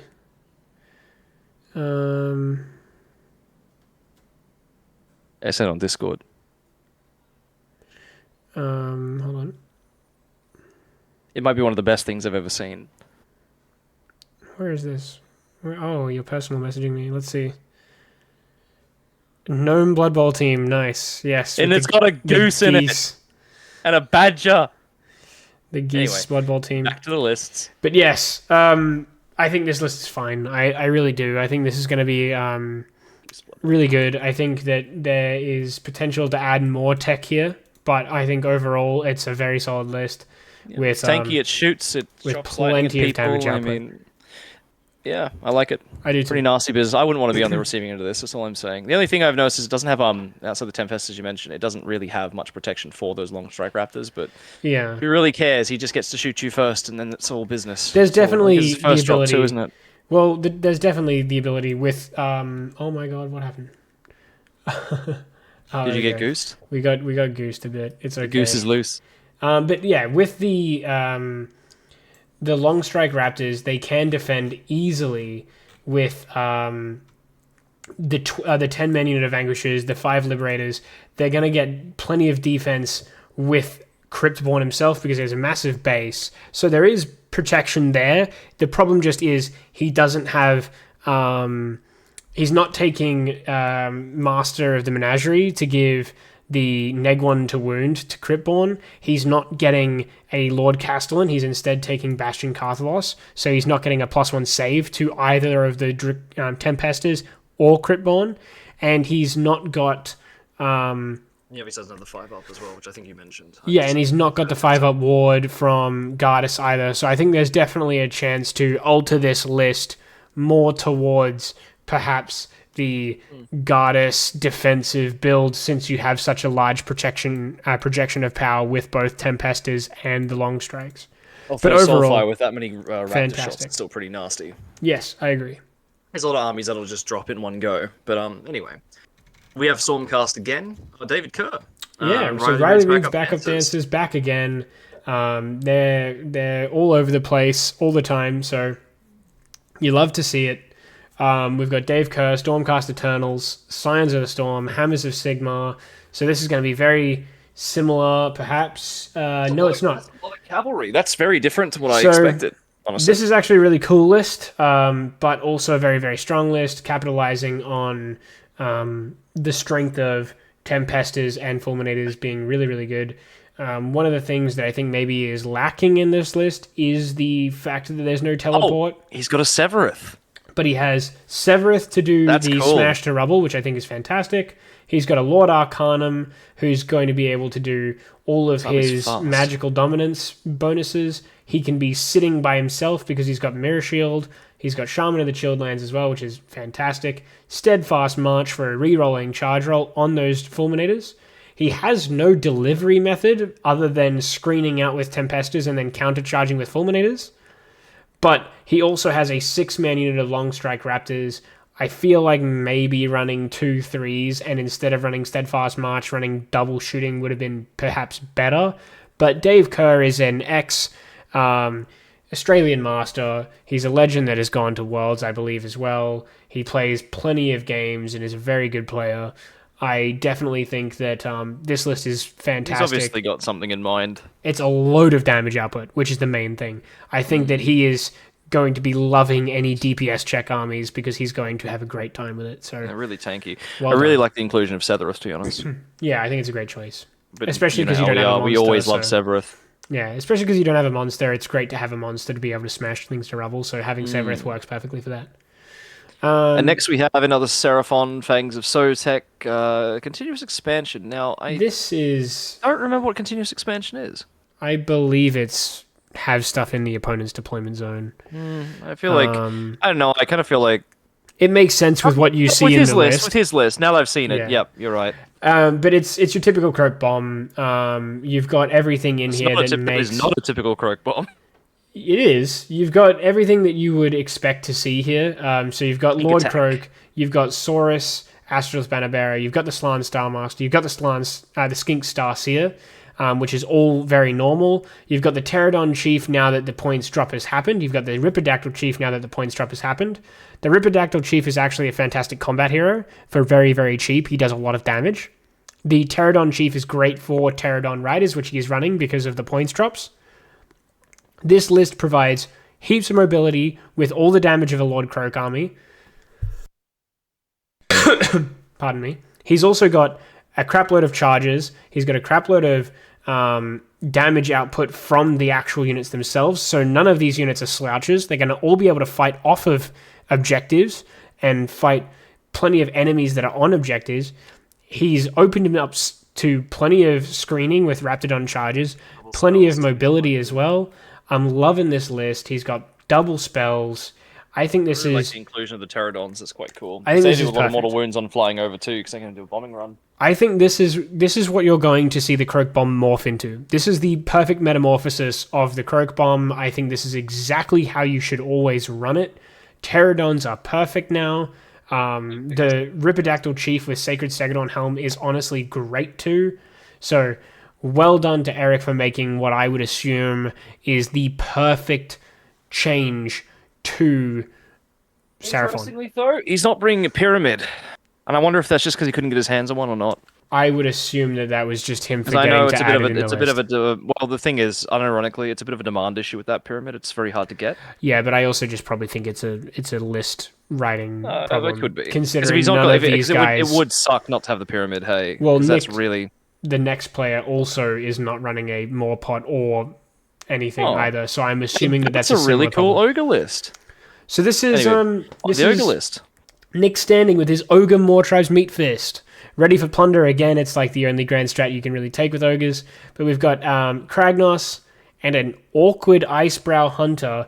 Now, I am going to to assume that he's made a boo-boo here and forgotten that his behemoths are now battle line. But he has 2 units of Frost Sabers and a Beast Rider Stonehorn as his battle line with 3 Gorger Maw packs. This is just Meat Fist in a nutshell. You're moving, you're charging. You've got the Kragnos for 3d6 charges, making them go even harder. The Gorges can actually strike the sides of the table edge. The Icebrow Hunter can make the Frost Sabers strike at the table edges as well. So in theory, the thing that you're fighting on the table could literally just be a Kragnos and a single Stonehorn. And then all of a sudden, all these Gorges pop out of the woodworks, all the Frost Sabers pop out of the woodworks, and they all are now suddenly within range of Kragnos and can do 3d6 charges. Seems like a very gorgeous thing to do, doesn't it? I think this is a great list. I really do. Cool. I think that perhaps he could have maybe worked more with Gutbusters because they support the Meat Fist loadout a little bit better, but I totally respect this. I think this is a great list. And then last but not least, Slaves to Darkness. Nick Argent with Slaves to Darkness. Knights of the Empty Throne as well. That's a lot of Aaron cards. This is a solid list. It's Be'lakor, it's Chaos Sorcerer Lord, it's Thedra, and a Demon Prince. Again, Conqueror's Crown, we're seeing that again. We're seeing Be'lakor again. This is double units of Khorne Varangard as battle line, which makes sense. They get to run and charge in this list as well, which is perfect. You're going to see plenty of damage coming out of this army, but other than that, it is just move forward, beat stuff up, and do a whole lot of damage while backing it up with plenty of teleporting, some movement shenanigans, some buffs, and more importantly, Be'lakor shutting down some key pieces, so just in case the Vanguard are open to a countercharge, Be'lakor can protect them. Oh man, I'm going to have a lot of trouble with so many of these lists. Yeah, these are some scary, scary lists. Actually, out of all these, I want to go up against the bloody Seraphon, even though they can shut me off just because I can actually kill things. Yeah. But well done. I think this is a great list. I really, really do. It's a pretty good team, actually. This covers a pretty. This is a very, very good team. As you'd expect with Dave Kerr's team. Yeah, of course. I think Dave has probably really pushed them and gotten them into a really good mindset. So I think this is going to be a I'm very going to have to get some list. Pterodons. Pterodons are so cool. Next up, Simple Math. Simple Math. So, Matthew Daly.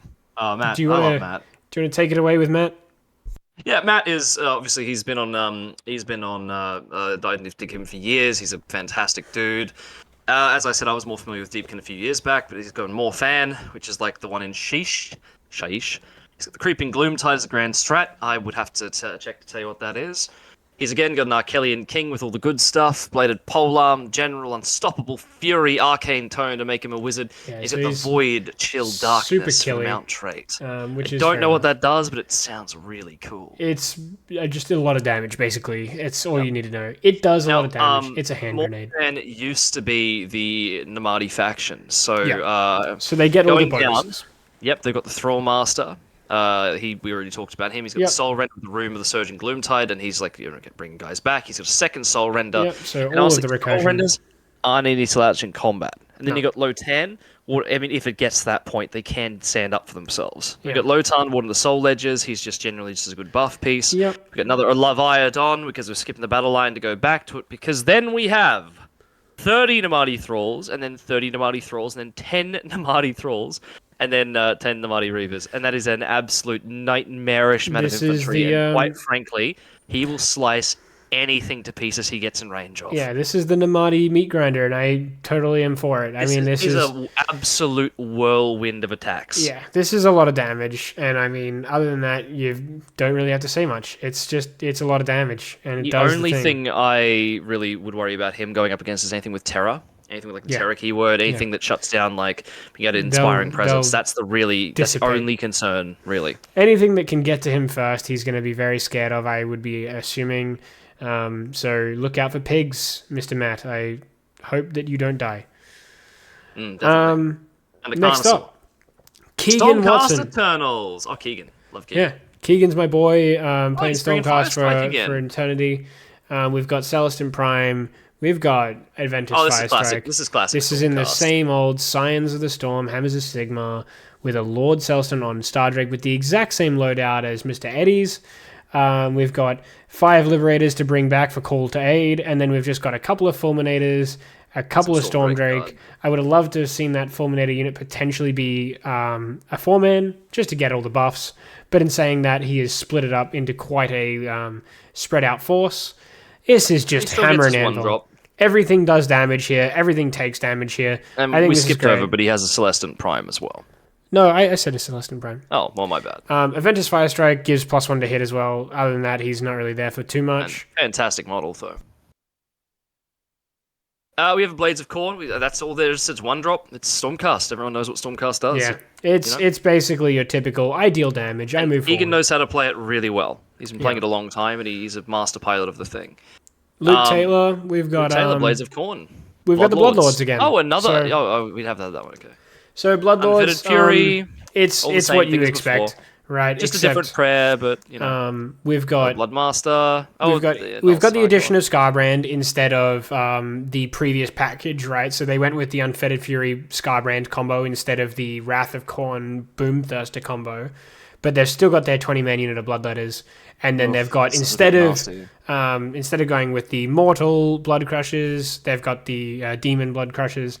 These guys are basically the same thing, though. So it plays like Khorne. It's a 2-drop. It is what we've already seen. 60 Furies for a little bit of mobility, and that's about it. It's the thing I like about this list. He's got a couple of different threats spread around. So he's got 5 different threats. 1, 2, 3, 4 different threats. It's very similar to the other one. Yeah, it's Khorne. It'll run at you. It'll kill you. It'll pin you in. It'll do lots of damage. It'll scar your brand. You know how it is. Yeah, and then we have Galeo with his Sons of Behemoth. King's Broad Stomp. This is the one that he used to be one of my Flesh Eater Court buddies. Yeah, this is the one that I was talking about off stream. Gatebreaker, War Stomper, and King Broad. So he's gonna get the Amulet of Destiny on one of them, which gives them a 6-up ward. King Broad in King Broad Stomp gets a 5-up ward, and then we've just got a couple of other Man Crusher Gargants lying around for some battle line.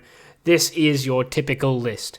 And this is a very simple and easy list to understand, and a very simple and easy list to play. You move on to objectives, you take a lot of punishment, and you use Man Crusher Gargants to dish back as much punishment as you can. It's simple as that. Yep, I like it. Super good. I think this team's going to do great. Well done to these guys. Everything's pretty damn good across the board. It's a lot of damage across the board, outside of maybe Sam, who's running a bit more of a tanky army, so he'll probably be the defender, and all these guys will deal with the problems. If you use Matthew as your killer piece, that's the only one I could spit fragile. But everything else in this army will stand up to whatever you basically throw it into. Next up, to try and smash through these a little bit faster. James Fuller, Mr. 40k. Late, but James Fuller, Mr. 40k, and his team of 40k boys. We've got the Abhorrent Archregent in a Flesh Eater Courts Hollow Morn, Defend the Throne. We've got Gore Warden, Marrow Defend the Herald. Throne. You just keep your guy on the throne in the back of the deployment. It may as well be a free Grand Strat. We've got Usharon, we've got Grand Justice Gorman. It's pretty standard. Yeah, this is the standard list, I think, except again, he's falling into the trap of horrors, which have just gotten worse over time. He's got Crypt Ghouls instead of Crypt Guard, which is hilarious, and then some Morbeg Knights, which I think are going to be fantastic, at least in his 6-man unit. He did something to make us the battle line there, though. Oh, but he has a Gore Warden. He has a Gore Warden. He could have dropped something there. Oh, he wanted Cruel Taskmaster, that's why. But yeah, so, I mean, this is the same list. We've already read it. It's going to go pretty well. The real difference is that Grand Strat. It's a fine list. A lot of wounds. It's going to do fine. I think it'll be great. Yeah. We've got Chris Clark, Mortis and Ossifactors. Reapers. We've talked about this exact Mortis list. Praetorians, Ossiarch Bone Reapers. This is the exact same list. We've just got a slight change in the form of not a 4-man, but 2 2-mans of Archive. Tactics. I don't know what that does. And then instead of running an Ossifactor, because he's running 2 Archives. Oh, look, his battle line's interesting, actually. He's got a Soul Mason instead. This is... pardon me. This is still the same sort of list. Same stuff. It's going to do the exact same job. There's not really much to say here other than it's pretty light on bodies, but you won't see much going on different here. So that's well fine. done to Chris. I think that's probably one of the weaker Bone Reapers we've seen. I think this is one of the weaker ones. Yeah, I think the Soul Mason and the Battle Line are probably the weak part here. Could have easily gone Ossifactor. Could have easily gone 4-man Archive, but I understand it. Fair enough. That's fine. I mean, a couple of Archive marauding around. I mean, it'll put up a fight at least. Bone Reapers are still Bone Reapers. Yeah, exactly. We got Zach de Glass, which is almost the same as Scott's list. Not Scott's list. Your mate.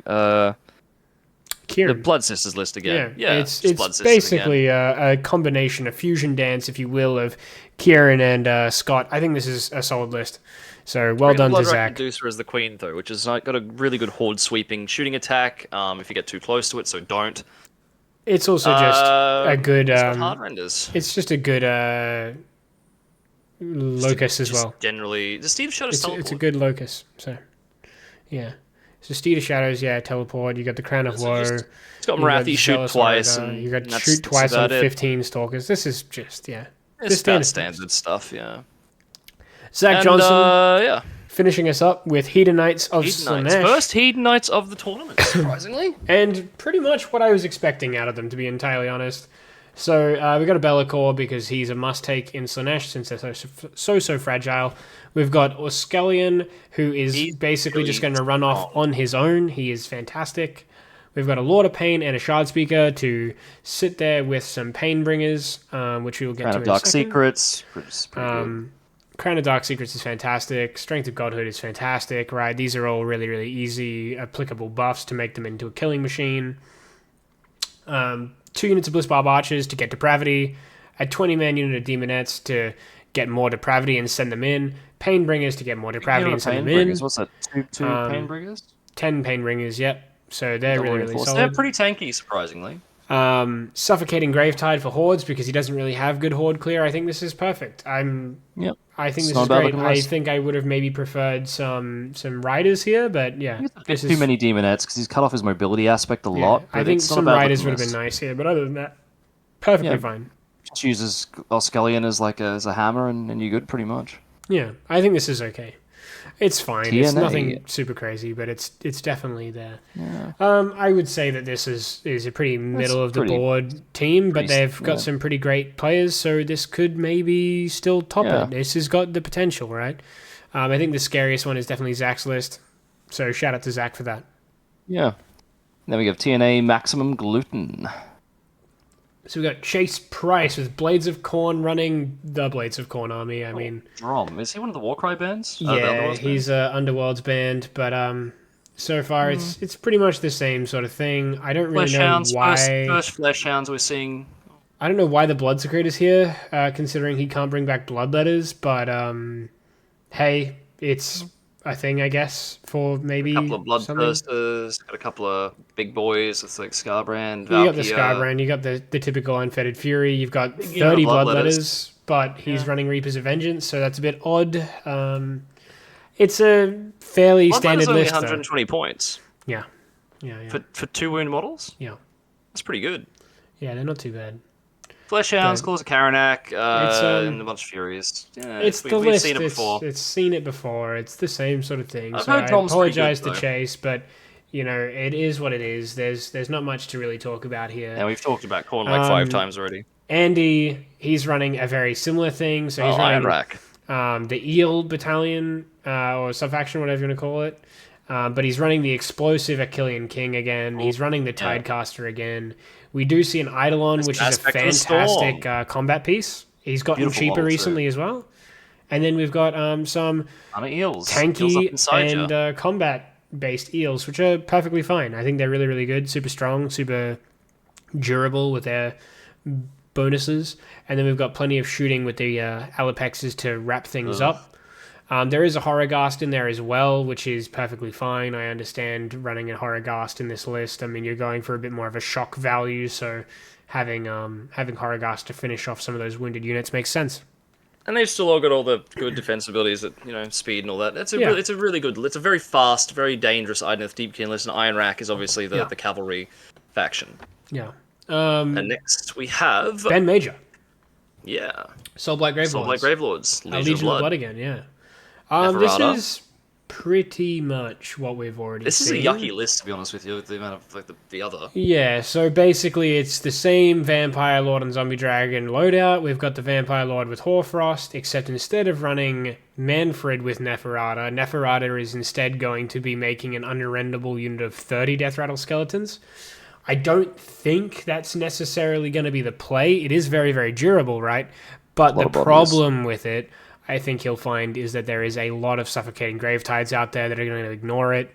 There's a lot of things that are sweeping horde clearing units being played even at this my list event. wouldn't struggle against this one. Yeah, so this is going to be something that is perhaps maybe not as performing as the previous version of this list that we've seen. What does Doomed Minions do as a command trait? Doomed Minion is the one that I mentioned before, which is D3 units get to be picked at the start of the game, and then everything in the army hits on 2s against it.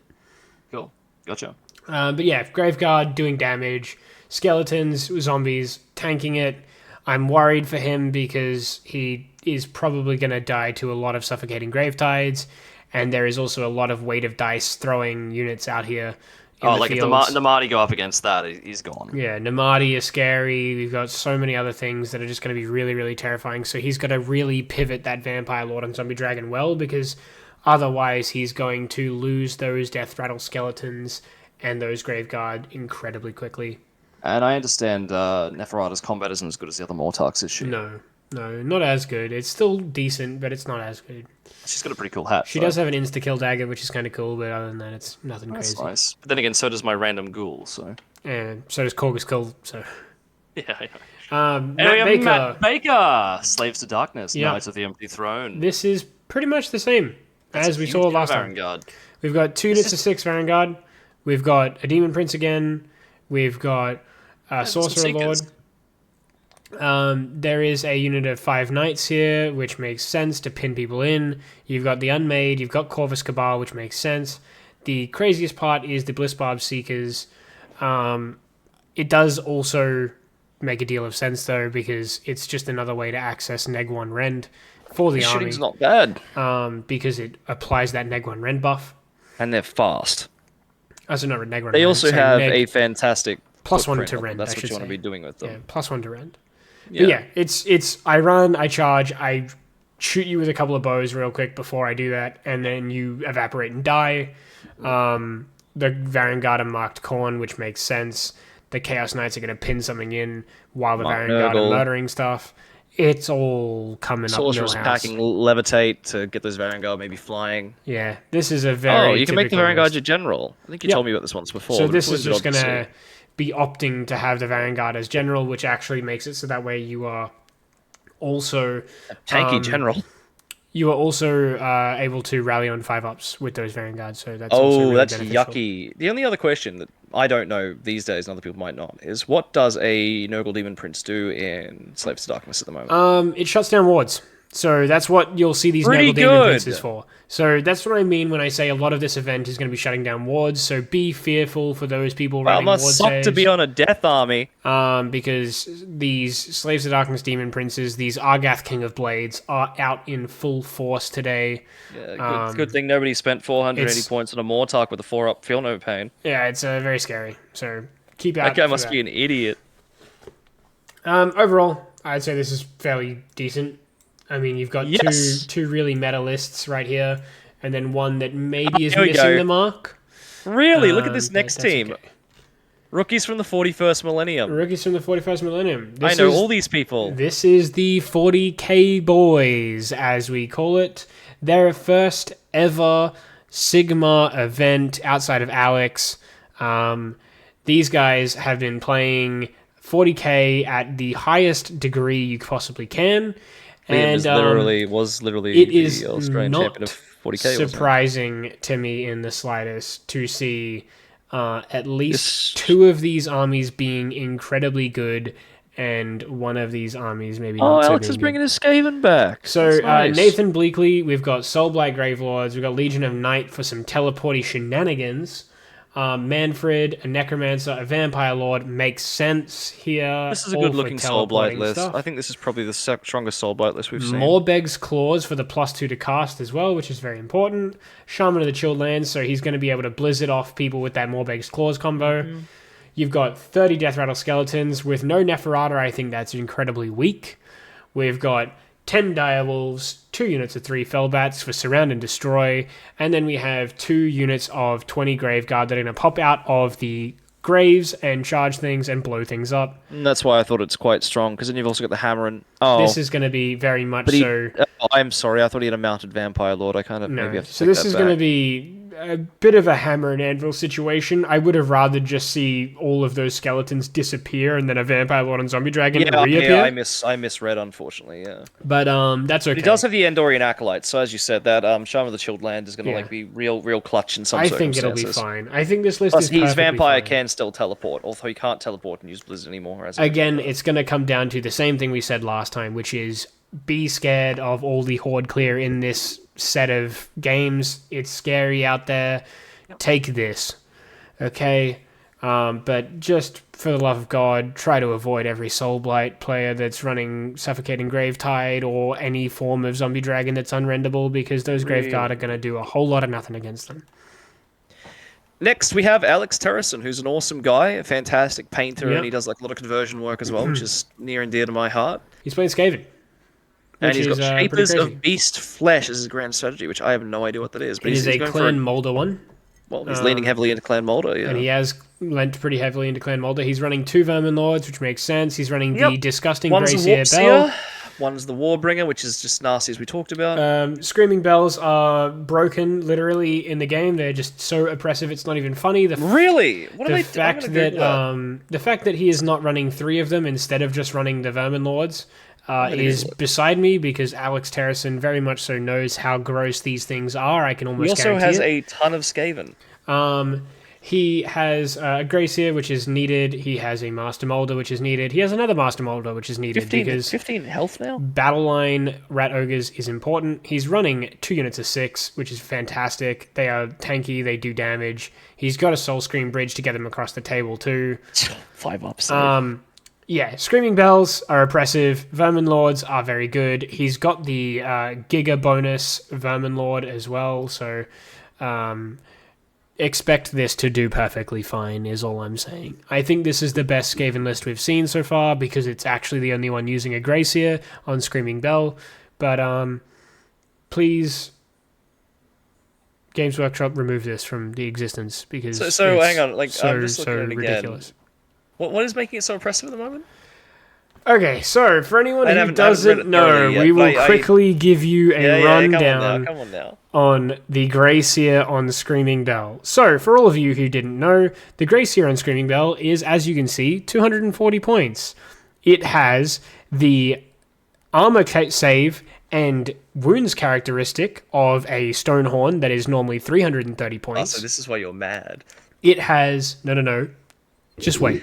Yeah, I saw. I already read it. It has a decent damage profile, nothing too crazy, but more importantly, it is a double cast wizard for 240 points with an incredibly defensive profile, because it has a 5-up ward save as well. It gets +2 to its casting rolls, making it not only a level 2 wizard, but a level 2 wizard with pluses. It can also be a priest, so it has chanting rolls. It is incredibly durable. It has the ability to do a special maneuver called Peel of Doom, which you can have to say doom when you use it, though. You can't. Which can do multiple different things, ranging from D3 mortal wounds to impact hits of D6 mortal wounds when the unit charges, to turning off of command abilities, to making a giant aura of neg 1 to hit. It is an absolute toolbox of a unit, but what makes it even more ridiculous is that it doesn't stop there.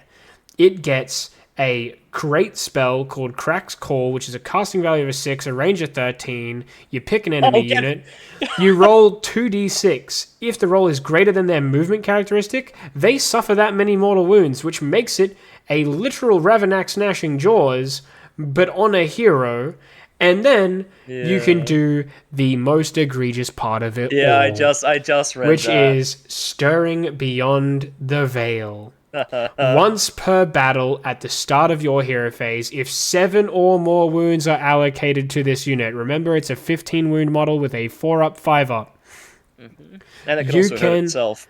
You can say that the Gracier will shatter its Screaming Bell. On a 1, the unit is killed if you roll the dice to shatter the Screaming Bell. But on any other roll, you add the number of wounds it's taken to that roll. And if you get an modified roll that is 12 or less, the bell shatters and nothing happens. But if you roll a 13 or more, you summon a Vermin Lord for free. A 320-point minimum Vermin Lord. Can be any Vermin Lord. Set up wholly within 13 of the unit. It can then be 9 inches away from enemy units, unless you're in combat, in which case it can be deployed basically in combat. And all that you get as a bit downside to that is that it can no longer cast specifically Crack's Call, and you no longer get the Peel of Doom toolkit. So basically, you get a Stonehorn that can double cast with +2 to cast, and then after it's done being a Stonehorn, you then get to summon a 320-point monster. Yeesh. It is yucky. So this list is very good. I see why you're complaining about it. I just saw what People take 3 for a reason. Don't do that. Got 15 wounds with a 5-up Feel No Pain. Next up, Liam Hackett, the GOAT himself of 40k with Blades of Khorne. Of course he's playing Khorne. Liam, I understand why you're doing this. You are an evil man. See, I never really he is running Khorne player, to be honest. The Khorne, basically wombo combo of 3 always striking first Bloodthirsters and then Scarbrand. This army moves forward, it charges, it turns off your ward saves, it strikes with all 4 Bloodthirsters at once, it then has 2 units of Furies to get Surround and Destroy, 3 units of Fleshhounds to protect against any Alpha Strike armies, and plenty of ways to get Battle Tactics, to get Blood Tithe points, to get Reapers of Vengeance bonus points for killing heroes. I guarantee you that this army won't do too bad, but in saying that, it also won't do too good, because Bloodthirsters are surprisingly kind of mediocre in terms of their damage output for points cost, and you'd much rather just end up running something like Skull Reapers. I can almost guarantee you, and I can guarantee you that he will probably, once he finishes playing this event, swap out most likely to something else. Yeah, because Bloodthirster only has a 4-up save, and that doesn't mean much in this game. Exactly. And, because also you're concentrating too much force in one location. Yeah. Because, okay, you can hit first, but if you probably lose a Bloodthirster per combat phase if your opponent gets us, like, my Morbergs would clean up a Bloodthirster, and they don't clean up much. Ben Warrior. Gloomspike gets Glogs, Mega Mob. This is more Trogs. This one. This is pretty nasty. Chasing the Moon makes sense. He's got Scragrot, the GOAT. We got Madcap Shaman. We got a Web Spinner Shaman. This makes complete sense to me. The Moonface Moment is really, really good. Dankhold Trog Boss. This is your typical 1,000,000 Rock Guts with a unit of Fell Waters. He has 2 Dankhold Troggoths. And the Gobblepalooza. And then a Gobblepalooza. The Gobblepalooza gives a shitload of buffs. It's really, really strong. Itchy Nuisance is a great spell too. Itchy Nuisance is great. He's got Moonface Moment, which is really, really good for some extra debuffs to enemy units. Fell Waters for extra rend on all of his units. You can teleport any of these with the hand. This is very similar to what you would expect out of a Trog army. That isn't running Trug, obviously, but I think this is very, very solid. And he has his, if he hasn't got his shrine listed, but if he has the shrine, then he's completely fine. Yeah, I would guarantee you he probably does have the shrine, he just forgot to. If he does have the shrine, it's going to be hurting, hey. Yeah. If there's no shrine here, that's a problem, but if he does have a shrine, then it's going to be completely fine. It'll be fine. He's got the Andorian Acolyte, so he's going to be able to getting off those, like that Hand of Gork to teleport things. And exactly. I don't remember what Sneaking Distraction does, though. Sneaky Distraction, fight last. Oh yeah, I thought it was Itchy Nuisance. Oh well, yeah. Yeah, I'm pretty sure it's fight last, or it might be. I think Itchy Nuisance is fight last. Sneaky Distraction is going to be like something like a. I think it's Neg 1 to hit or something. I don't know. I can't remember. I'm going to check it. Debuff. You can keep talking about something. I guarantee you it's a debuff. I know Itchy Nuisance. Oh yeah! Wow, really? Is fight last or Neg 1 to hit? I can't remember. It's fight last. I swear. I'm going to check it, but you can keep going to the next one. Yeah. The last list. Moon Clan Grots. This is the last list. So we have Elizabeth Lockhart playing Big Wah with pretty much the list we saw earlier. So a Wergog Prophet with glowing tattoos, a Cabbage, a Gobsprak, double War Chanter, and the one Shaman. We've got 3 units of Brutes I like the and the a unit of Pigs. This is pretty much exactly what you would expect out of a Big Wah army. We've seen it already, but with a slight twist. This is basically what you expect, and I think that this is perfectly fine.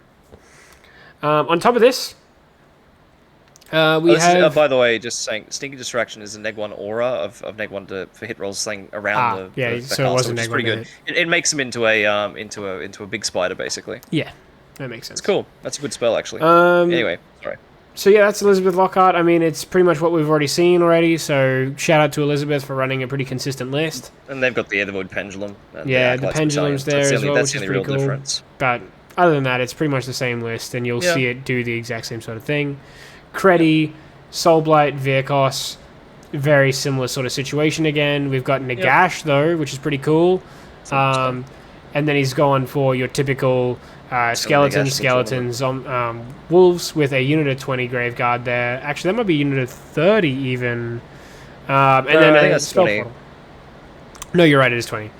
And then a spell portal for that Hand of Dust Nagash nonsense. He loves his Nagash. I totally understand that. Don't roll ones. Yeah, don't perils. Because you're going to die. Jeez, look at this Soulblight list. We have Night Haunt. It's a lot of heroes. And lot Night Haunt, of the Emerald Spirit Host. Host. We've already talked about the Emerald Host. Lady like this Olinda, list. Spirit Torment, Guardian of Souls, Krulghast Cruciator, Kurdos, and another Krulghast Cruciator. This is exactly what we've already seen ton of for a Spirit heroes list. The only difference here is we're running only Spirit Hosts and then an 8-man unit of Mirmorn Banshees instead of 2 4-mans. Yeah, the only other thing we have to talk about is Pendant of the Fellwind. Yes. But yeah, Spirit Hosts, I mean, it makes sense, right? You're just trying to body block for Olinda and be a tanky boy with Krulghast Cruciators. It's totally understandable. Keep Spirit Hosts Valentian backed up, he's probably going to do something. are brutal as well, especially with the Spirit Torment nearby, because they can bring back guys. It's really rough. I think this list is perfectly fine. Yep, I kind of like it. Brad, the last one to Love shine Brad. us off, is running his Troggoths again. He's got I love Scragrot, Brad. he's got Golob's Megamob, he's got Protector Shrine, as always, Web Spinner Shaman, Madcap Shaman. This is exactly the same list to a T outside of Malevolent Moon as Mr. Ben Warrior himself. So, what a way to end it off, with a complete copy list, almost. I don't know who did it first, but either way, Brad you did it boys have a first. Everyone knows Brad simple did it first. mind. And a very much so perfectly big heart, because you're both playing Trogs. I respect you. I love you. It is a great list. Well done to you guys. Overall, we'll finish off by doing a quick thing that I would like to do, which is, what list do you reckon is the champion here? What list do you reckon has the biggest tournament? chance? Or, Whole tournament. What do you think is going to take it all home? honestly, let me have a think about that, because it's actually a lot of different varied things. I think that there is probably 2 standouts to me. Let me have a think about it. I Sorry, really my do. brain's I kinda left the think building. there's- Hit me with yours, and then I'll see if that sparks me for what my opinion on the second. I think the Hub Marines, honestly, are going to be an absolutely phenomenal choice for this. I think that they're Are we great talking players. about teams, sorry, or Hub Marines, yep, teams. So who's going to win the event? Oh, the teams. Hub Marines, 110%. I think are up there, and then the other ones are the AOS Solomons. I think are just great choices. So much damage output. Yeah, Really well written lists. I think these ogre lists are probably going to be the most oppressive of all, though. I think it's such a good team. Really well done. It covers all the bases. You've got a spell casting army times 2. You've got a lot of combat output on all of them, and I think that really covers those bases. I think the other army that's going to be, the other team, that's going to be really pushing great armies is potentially also, like I said, the AOS Solomons. This list is phenomenal, and every list in this team is phenomenal. I think this will be a really, really good army to take in with these Nighthaunt. I think that the Gloomspike Gitz will take a lot of punishment too. I think this is probably the list for Khorne. I think that even this Catacross list here is really, really perfect. Going with the Archon? No, the one with the Morghast Archive. Oh yeah, that's insane. That's using a the nasty Os list to go up effector. against. But what is yours? Because I think these are the two for me. The AOS Solomons and the Hub Marines by Kieran are definitely my picks. I definitely thought that was one of them, but let me have a look at the other. Sorry, my brain's a bit shut off at this point. I think we will find that... I don't know, I reckon Riley Reed's Backup Dancers is definitely in it. A couple of really good lists.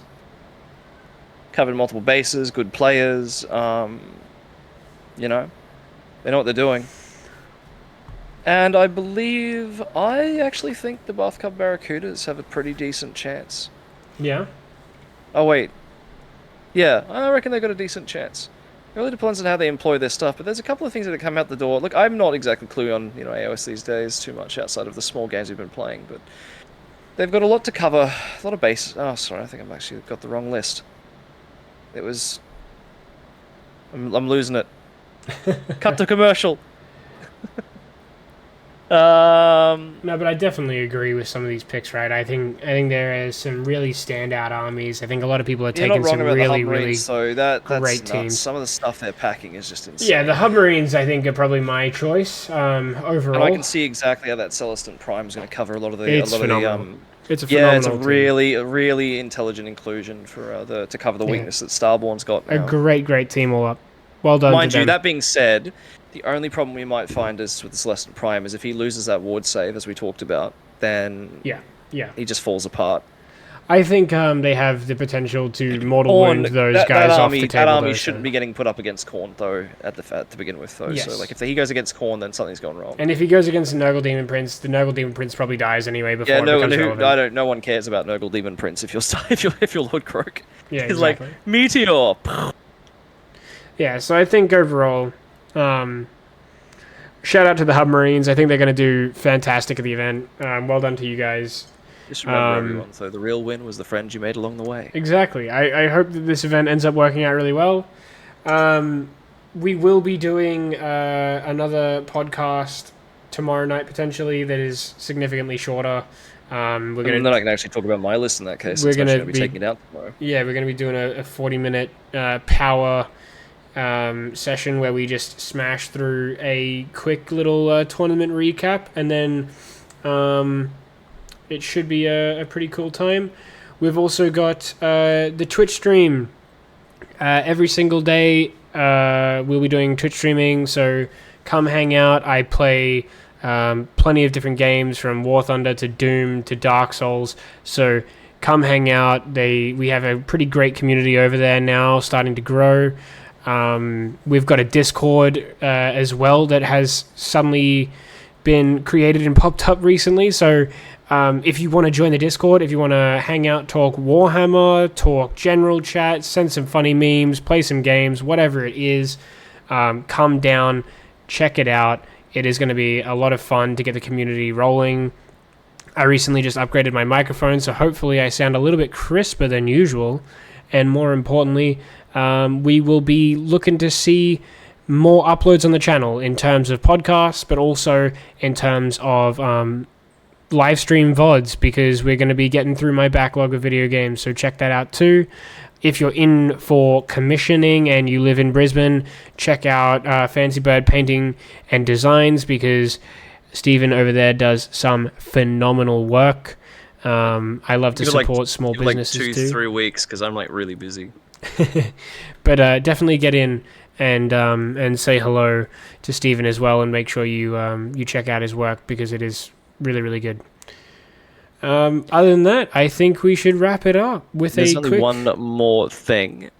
Yes. They've just spoiled some Dark Oath coming out for Age of Sigmar, and while we don't have named units yet, it's not just the Warband. They're getting a Wendigo. They're getting a goddamn Skinwalker model, and it looks fantastic.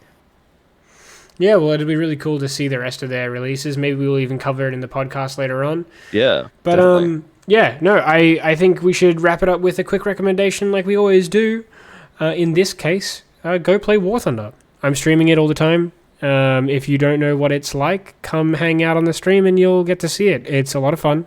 There's a great community, and it's free. So that's the best part. I suppose my recommendation is don't play War Thunder because tanks are lame. What you should do instead is actually I don't have a smart thing here. I don't know, Helldivers. I really want to play Helldivers. I want to dive into hell. Fair enough. It looks like a fantastic game, and I think we've already had one of the boys recommend it too, so it's perfect. Yeah, we're gonna get Helldivers next month. Let's do it. But yeah, no, definitely come check us out on Twitch and watch us live. We'll also make sure you subscribe to the YouTube channel because we're going to have plenty more content to show. So thank you all for coming and watching. I appreciate it. If you want to leave any suggestions down below on what we can improve, and hopefully you enjoy this new overlay that we've made for the show, specifically for showing off the lists and whatnot. But yeah, if you want to see more, come by and hang out. Thank you so much. Definitely.